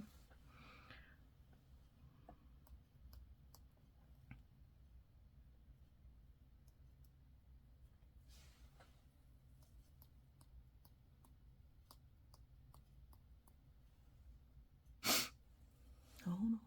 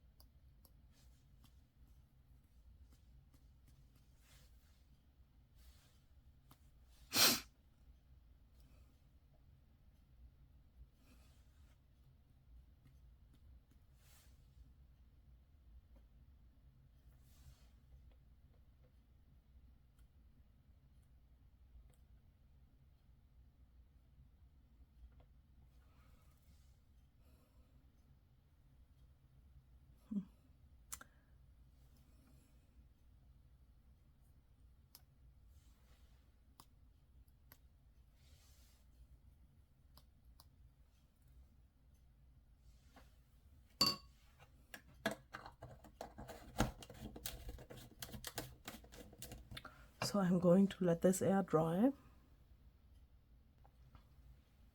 So this is completely dry now, so we can go on.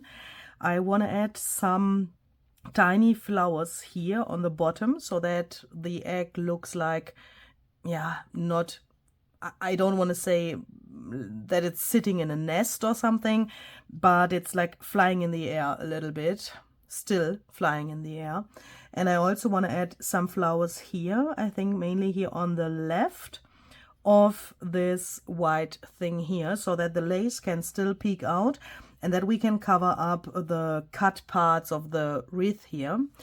And at the same time, I want to bring in some more like darker browns and also this Uncharted Mariner color, so that this gets a tiny little bit more blue.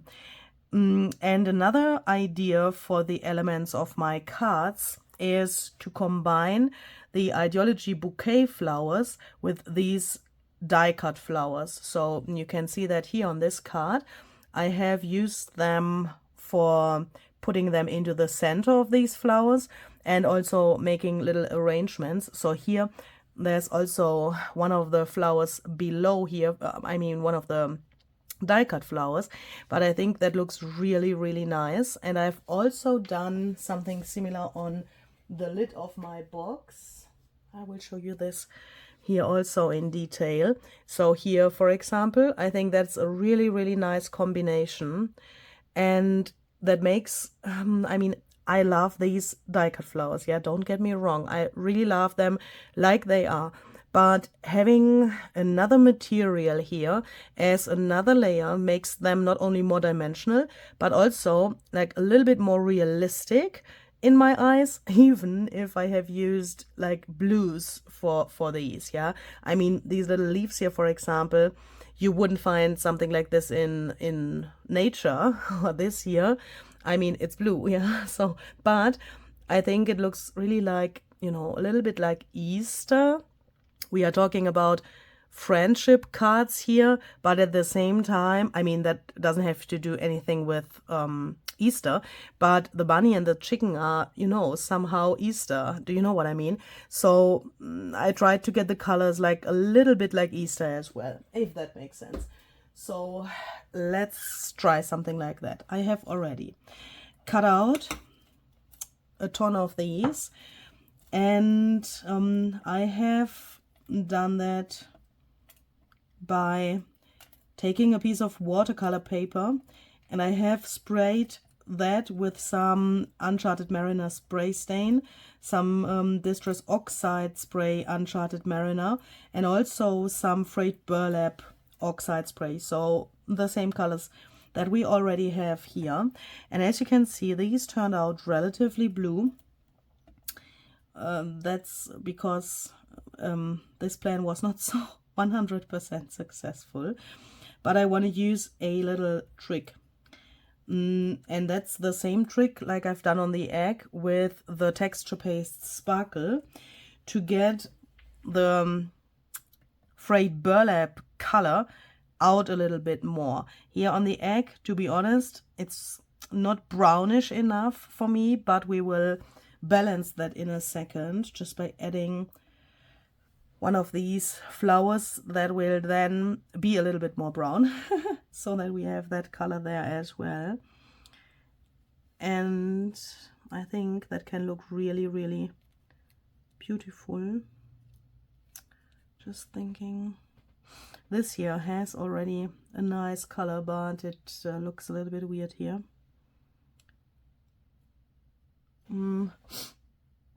Perhaps let's take this tiny one, and to get the bouquet flowers in here and to get these like more dimensional, I've used this foam thingy and a dotting tool, or how is this called, shaping tool, or don't know. I went over this just like this. So basically I've put the ball here into, oh, you can't see anything, I'm so sorry, I'm out of frame. I've put this into the center of the flower, and then you can just turn it around and you see that the petals of the flower come up, and then you have a really dimensional little flower. Where's my awl now? Here. So then I just take my awl and don't poke myself, but poke a little hole in here, so that I then can take one of my bouquet flowers, and I'm leaving this thing here relatively long in the beginning so that I have the chance to fiddle that through this little hole here. Now I put a tiny amount of collage medium in here so that I then can take this and just, now I can't see the hole anymore. Where is it? Put this through here, and leaving this thing longer really helped me to handle these tiny things, because now I can pull on this little thing to make sure that the bouquet flower is like really connected with the paper flower below. I mean, this is paper as well, you know, the white flower and the blue flower, let's say it like that, shall be connected, of course, and I don't want to lose this dimensional shape. So when I now stretch this a little bit, then the collage medium can dry and this thing will hold its shape, and then you have this little tiny thing. And of course we can shorten the stem of this then later if needed. But this way you can really, I mean, you can also take your tweezers and then you have a really good control over that. I don't like my fingers to be in the way when I do something like this, because then I can't imagine what I'm doing here. And I think this already looks really nice, especially with this like grass thingy in the background. And perhaps we can, let's try something, perhaps we can put this here on the other side. Looks cute as well, I think. Like so. And perhaps one that is a little bit bigger here on the left, because we have more space on the left than here on the right. I don't want to get this too close to the T. So let's think about this one. Is this too big? Let's do it exactly the same way. Just go on here, and I like to press to the middle like this so that it gets like really dimensional. Poke a hole in here. Take another bouquet flower, and of course you could also color these. I mean, you know, they come in white, and you can spray them, you can paint them, you can do everything with them. I'm a fan of white bouquet flowers, I don't know why.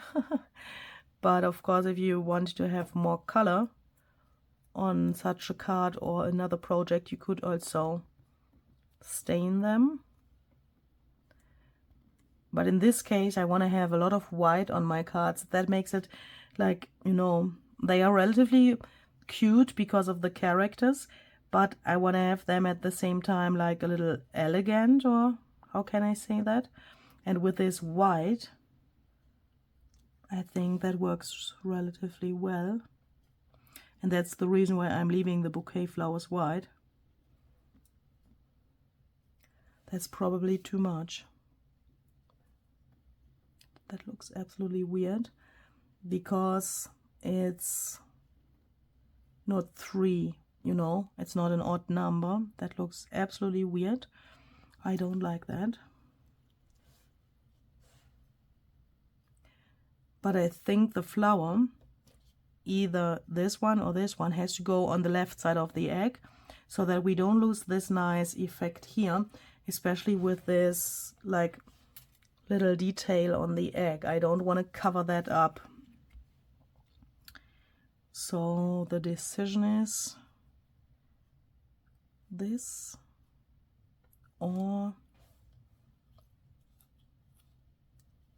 this. But I think it needs something like dimensional here on the bottom as well. I like that better. Yeah, I definitely like that better. Okay, so let's take this and let's first put some texture paste sparkle on this so that the color gets more intense.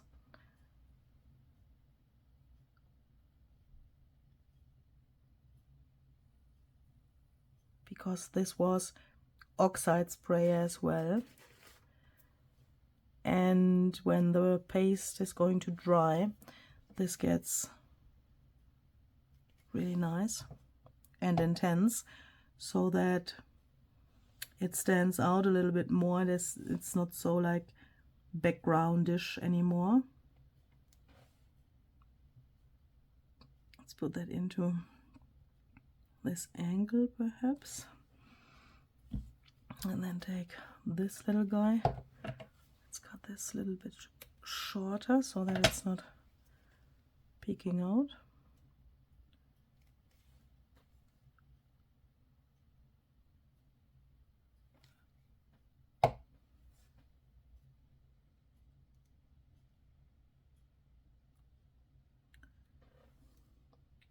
Just like this. Yeah, and perhaps we should then go with something like this on the other side.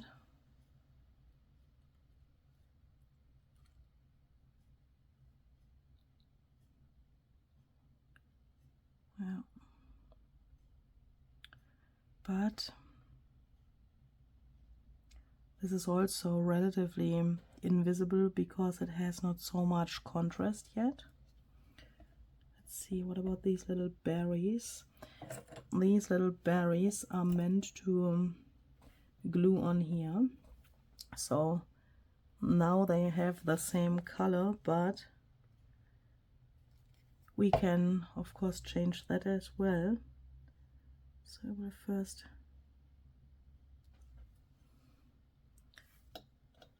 glue the berries on here, then we also have a little more dimension.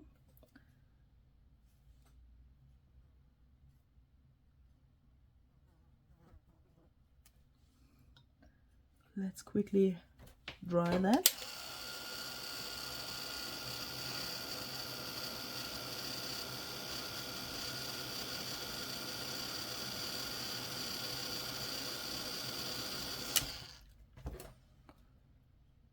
And let's then add a tiny amount of Distress Oxide Spray Frayed Burlap, just with the nozzle, like so. Looks a little bit weird, I know. And I will dry that as well.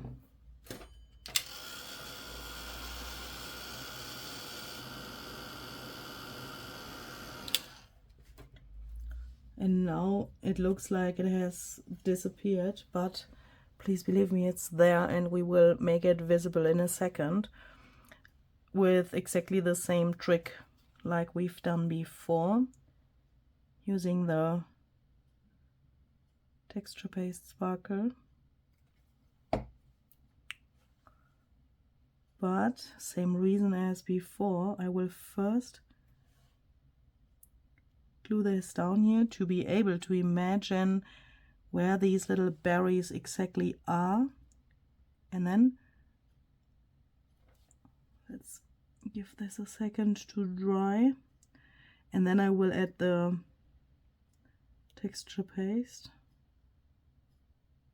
Of course you could do that exactly the other way around if that is easier, but for me it's easier like this. I can imagine better what I'm doing. So I'm going to take this again and a tiny paintbrush, put just a little bit on here,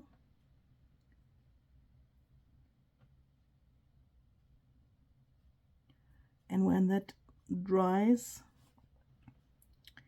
the color gets more intense and we will see the frayed burlap color on these little berries, and of course the sparkle that this paste has.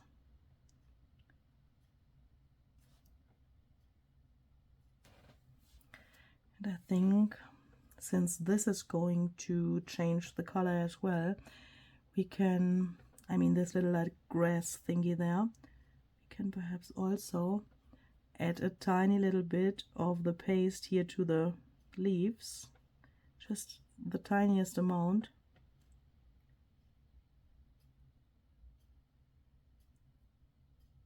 Just for a little bit more interest. Okay, like that. And then what about this area here?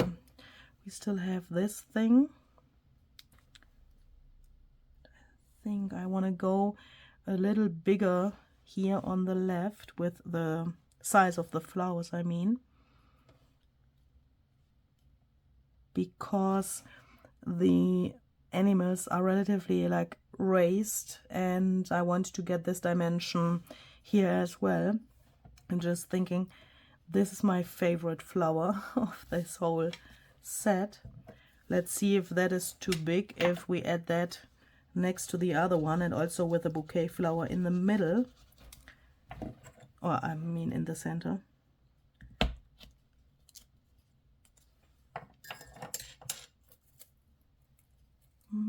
want to have one which is not too flat, so that we can press this together a little bit.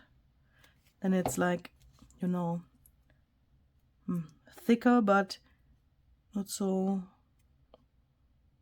wide, if that makes sense.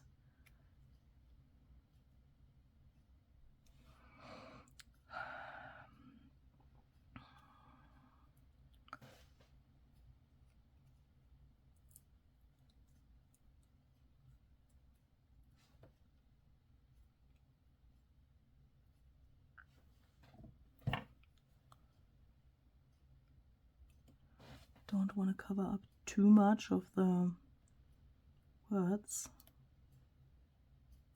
so that we can still read them.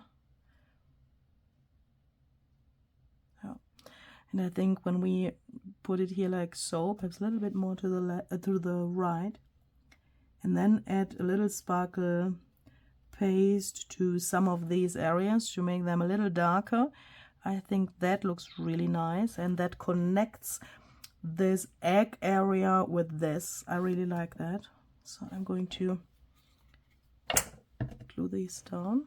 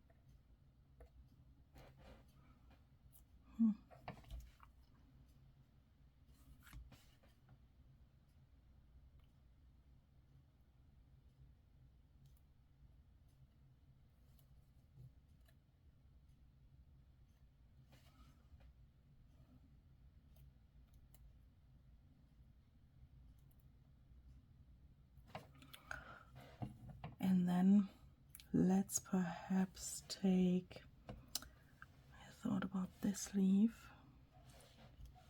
because I think that this color matches the background paper really, really well. I really like this, but perhaps not here.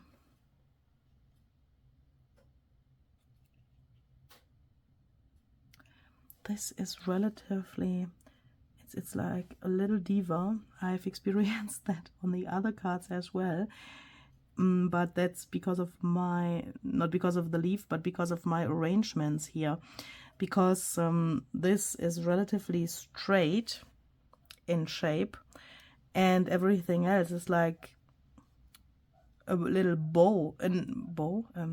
curve, and that makes it somehow for me hard to include these. I think I want to have it here. I said a second ago that I don't want to have it here, but I think it's the best place. But I want this color. So perhaps like this. Yeah, that gets one with the background. That's nice. Okay, so then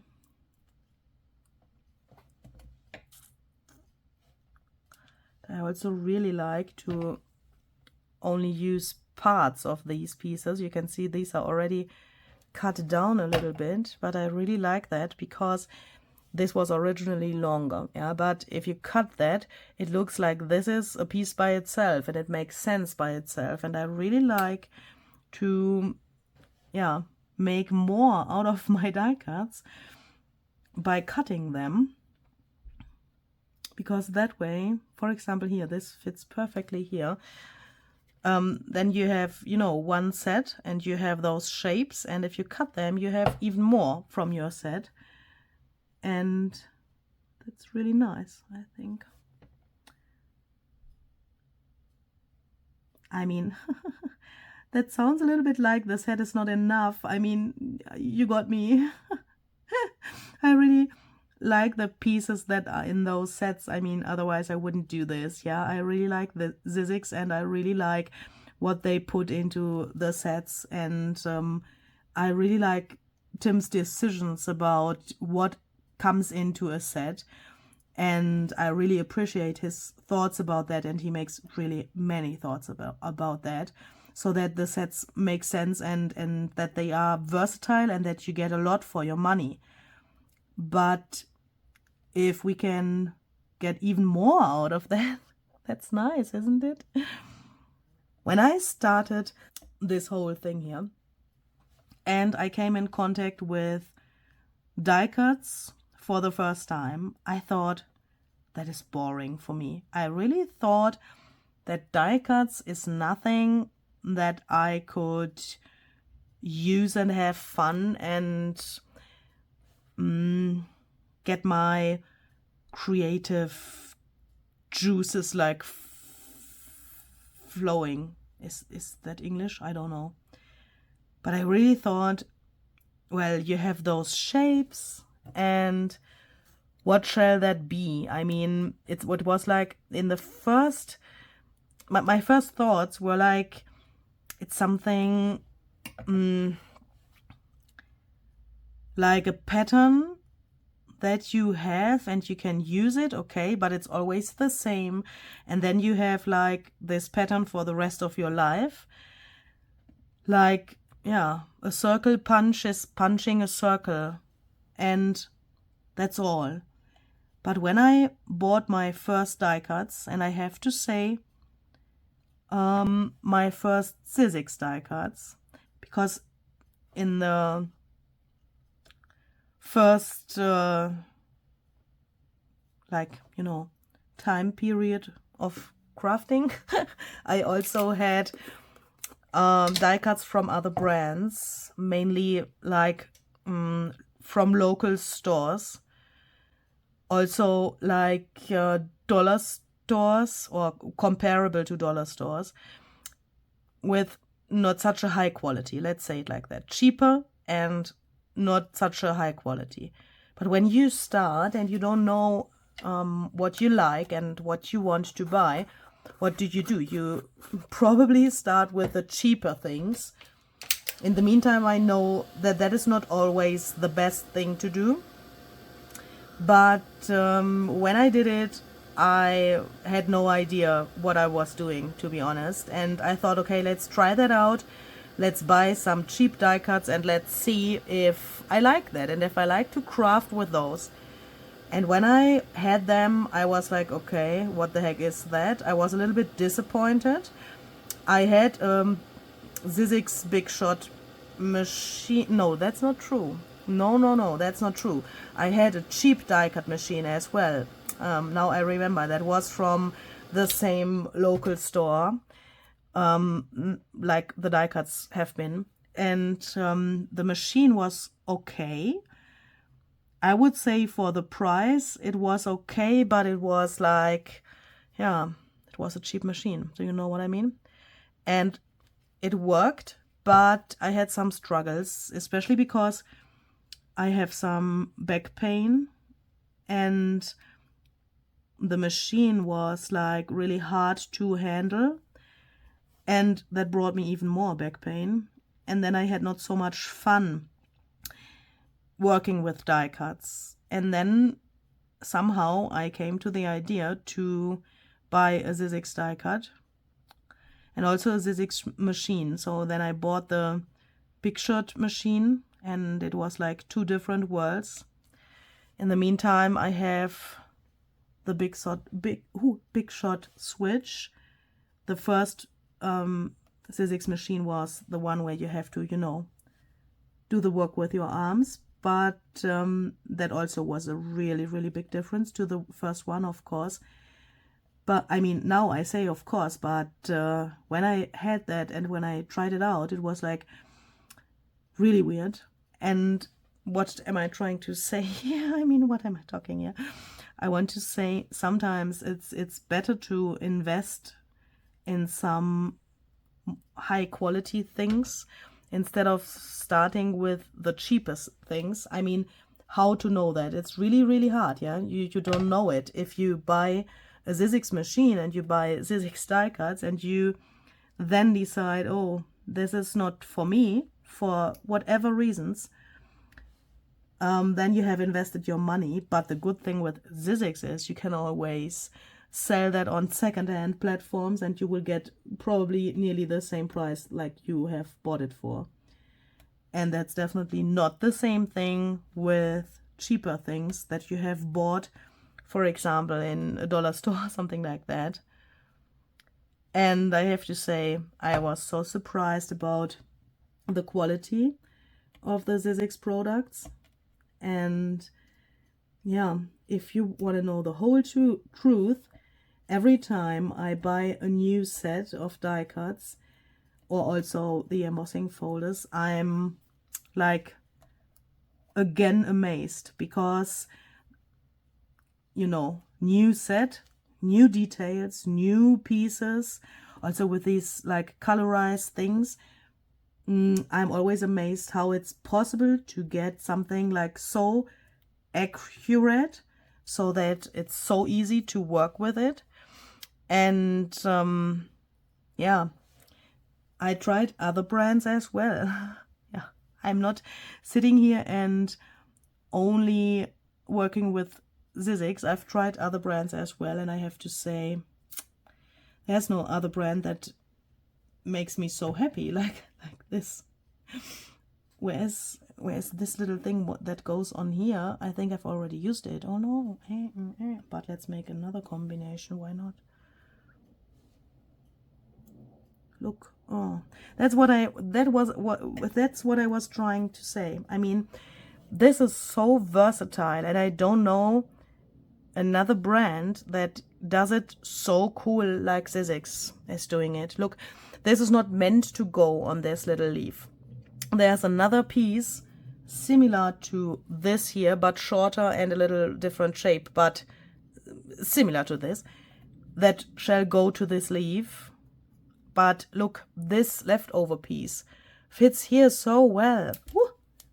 And I mean, I don't believe in coincidences, and I don't want to know how long it took to think about the shapes and the proportion of all of these little things to make this work like so, because this can't be a coincidence. Can't be. That this works so well. Look, how cute is this? And I especially like that this peeks out here. That is just so cool. That makes it so unique, because, yeah, because. Shall we make this a little darker as well? No, we will take, no, I want to have this color there. We are going to take another piece, and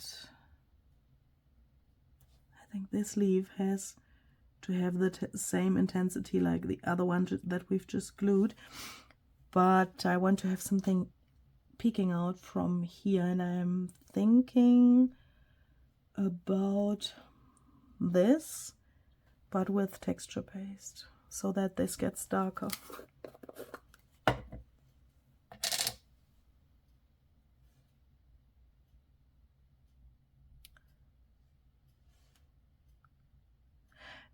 And I mean, this, what I just said could sound a little bit weird, perhaps. I mean, I got these die cuts from Sizzix, yeah, in exchange for these projects. And of course you could think, oh, she is saying that she likes Sizzix because she got these products. But I have fallen in love with Sizzix a long time ago, and a long time before I got Maker for Tim. And even if I had bought these by myself, my opinion would be exactly the same, yeah? So please don't get me wrong. This is too light. We have to do this again. we have to take this little guy, or perhaps even this or this leaf, and I want to put some Uncharted Mariner spray stain on here to get this even darker, and especially the pure color of Uncharted Mariner.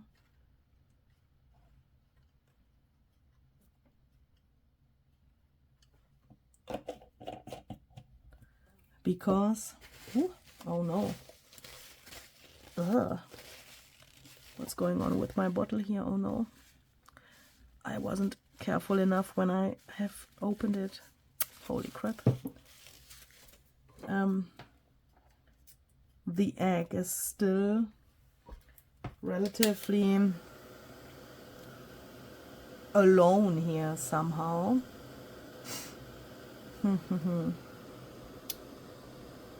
With this intense color.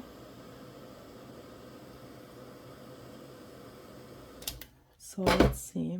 Let's first take this and let's see how it gets when we add some of the paste.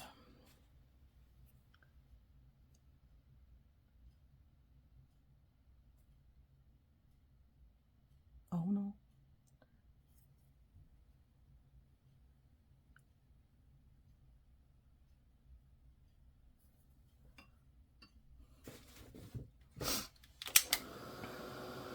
Yeah, this is what I was looking for. I can already see it, that it turns really, really dark. I'm heating this up really carefully. I don't want to get bubbles. Normally I would let this air dry, but I want to see how intense the color gets. And can you see in between of the white, you can already guess how it turns out. And then we can also decide if we want to put this little lighter thing on top, and I think that's really beautiful. Let's just glue it with the paste. That should work. Let's cheat a little bit. Yeah, that is great. And this is what this needs here. Just a little darker thing in the background.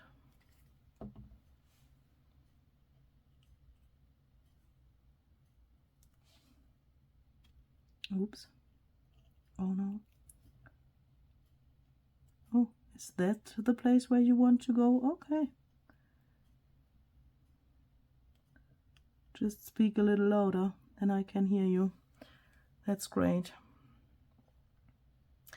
But do you know what I think? It's still relatively bluish here. The only like brownish things that we have here are these both berries. I need more brown here, a little bit, just a tiny little bit, just like those berries. Can we put this here and make the berries brown? Then we have two berries here, two there, and then it's like weird, isn't it? Oh. Or if we put them here and have two brown berries here and two of those there, that could balance the whole thing even better, even if we haven't solved the problem with the brown there. But I will do that. I will first, I mean, I can always cut out more from these little guys here, because you can see I don't have one left here, but I still have a little bit of this paper where I have cut them out from, this stained paper,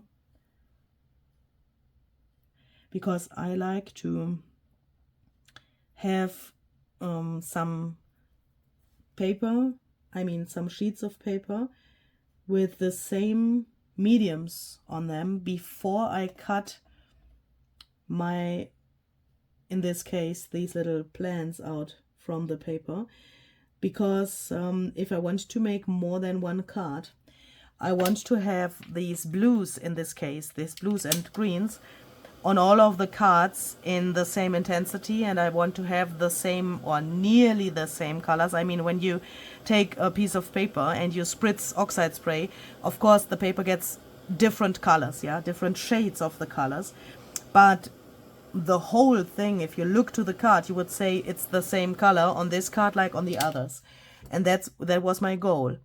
And if I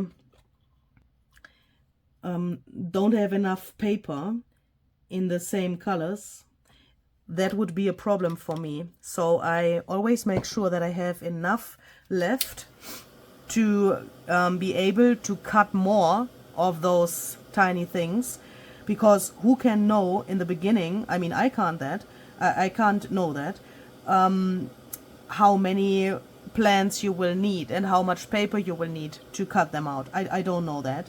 I'm not able to, yeah, feel, or how do you know that?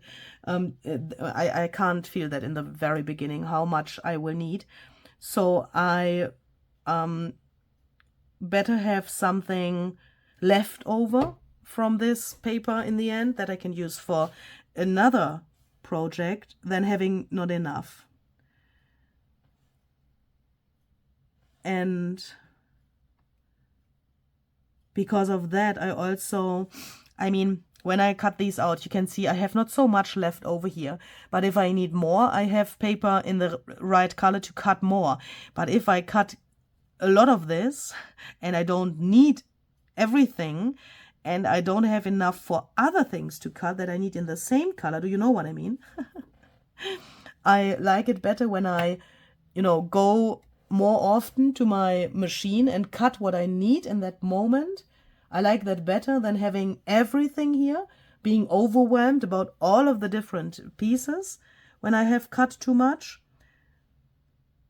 And yeah, it's easier for me to just cut what I need in that second, even if that seems like wasting of time, or don't know. But I have a problem when I have too many things pre-cut and everything's laying around, then I get overwhelmed somehow.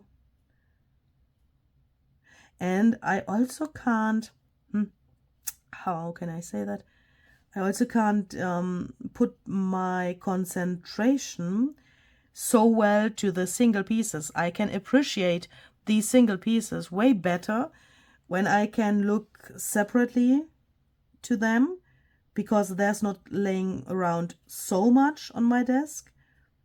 That's better for me than having everything laying around there and then I don't know what I want to do. But please just do what feels good for you and what you can handle. So when these berries are dry, they have the same color like these. And that is really nice. I really like these little dots there. That is interesting, but I think we need more of those here. How can we do that? This arrangement really speaks to me already. But how to get perhaps one or two of those little dots here? If I put this flower here, would that be too much? And then a little dot in the middle? That could be already the solution.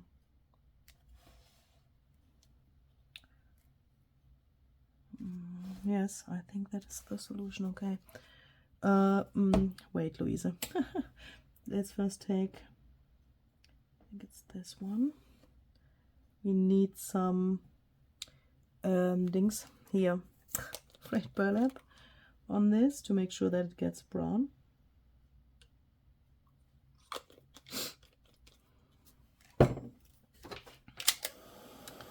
Let's dry that. Let's then glue this down there. And to be honest, at this point I don't have an idea how the editing of this video is going to go. But in the moment when I do this, I have to say this is so relaxing for me. This is different than my other videos. I've already told you that, and I think you've noticed it in the meantime as well. But this is just such a relaxed feeling for me. It's just incredible, because I can just take my time to do this, and I really appreciate that you watch this. When I look to the time I'm recording here, it says 3 hours and 3 minutes. I don't know how long this video will be in the end, but this is just, it's just amazing. Because often when I make videos, I have the feeling I have to get this finished, I have to get that finished, this has to go online tomorrow, this has to go online next week, I have to hurry up, and I feel like, you know, running behind a bus which is leaving. And this is just amazing, and I'm really excited what you will think about this video and how your feedback is going to be. This is like, holy crap, I have used double-sided tape, but it's like, oh, I hate that. I hate when those cards do that. It's not flat anymore. And the problem is I can't put any books on here to make it flat.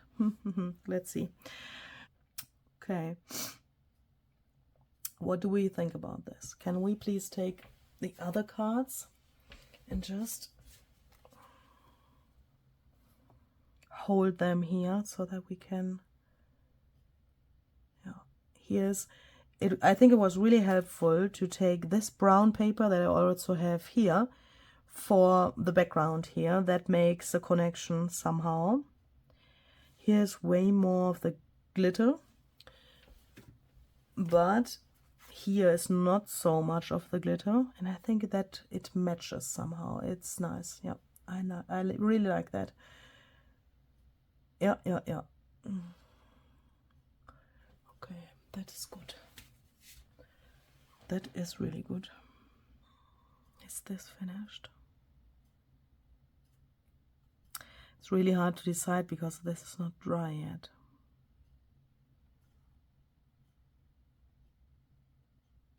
But perhaps it's good when this, I think that this center of this tiny flower, I think that this is going to dry not so intense.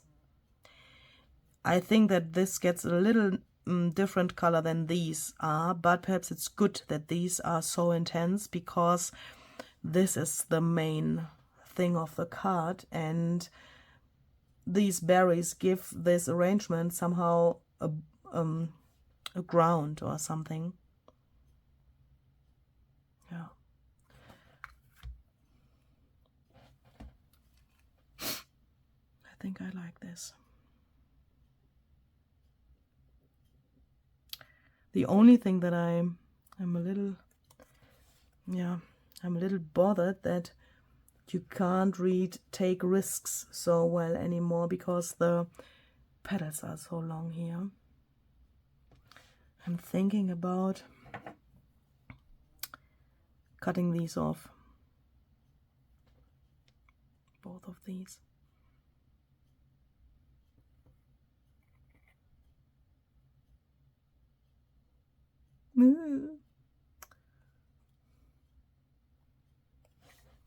Would be better if we could bend and glue them instead of cutting them.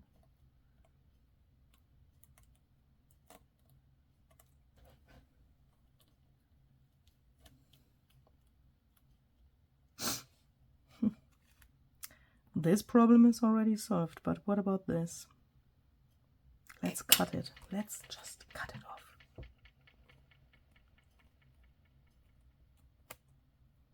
Ha! Okay. Nice. Thanks. I like those easy solutions. And what about this thing? It's also, this is like peeking out there so much, and it's, who needs this? This looks even better. And now you can read it completely. That is great. And this is not so extremely dimensional anymore, so that it doesn't take the attention away from the egg and the other like raised pieces. This can dry, and then this is the finished card, I would say. Yeah. If you want to know more about the new release by Tim Holtz and Sizzix, then please visit my blog. The link is down below in the description box. And there's also a blog post about this whole box and the cards. And I still have to make one card, so one is missing. I want to have 4 in this box, 4 cards. So you will find a photo of the 4th card on my blog as well. Yeah, when I stop this video, I have to make it, and then I will take a photo, and then you can see it there. But I will include like the same ideas I have here and the same elements, but of course it will be another quote here and also another arrangement of the bunny and the chicken. So if you want to see that, then you can go to my blog. You can also find photos on my Instagram, of course. If you don't follow me there yet, then you can, of course, do that. I would be really happy if you do that. And if we can connect there as well.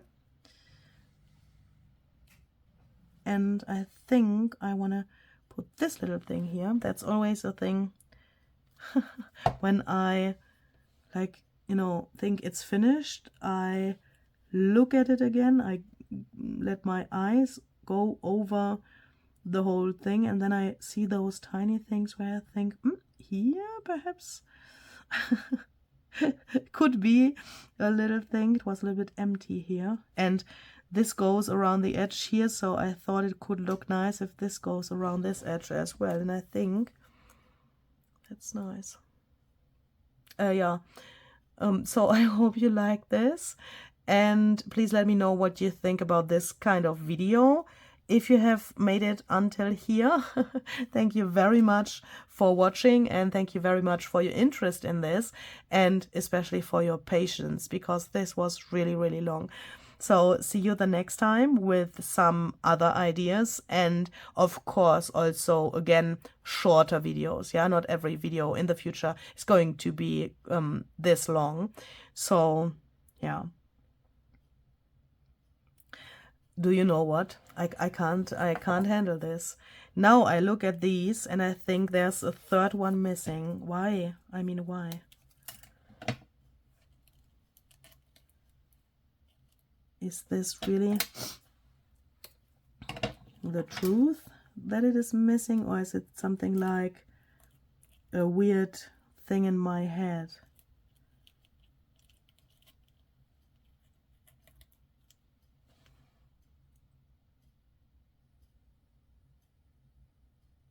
It's missing.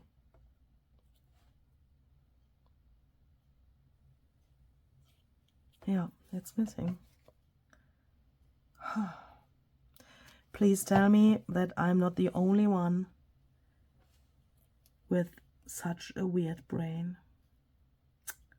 Sometimes I'm asking myself if I'm normal. Probably not.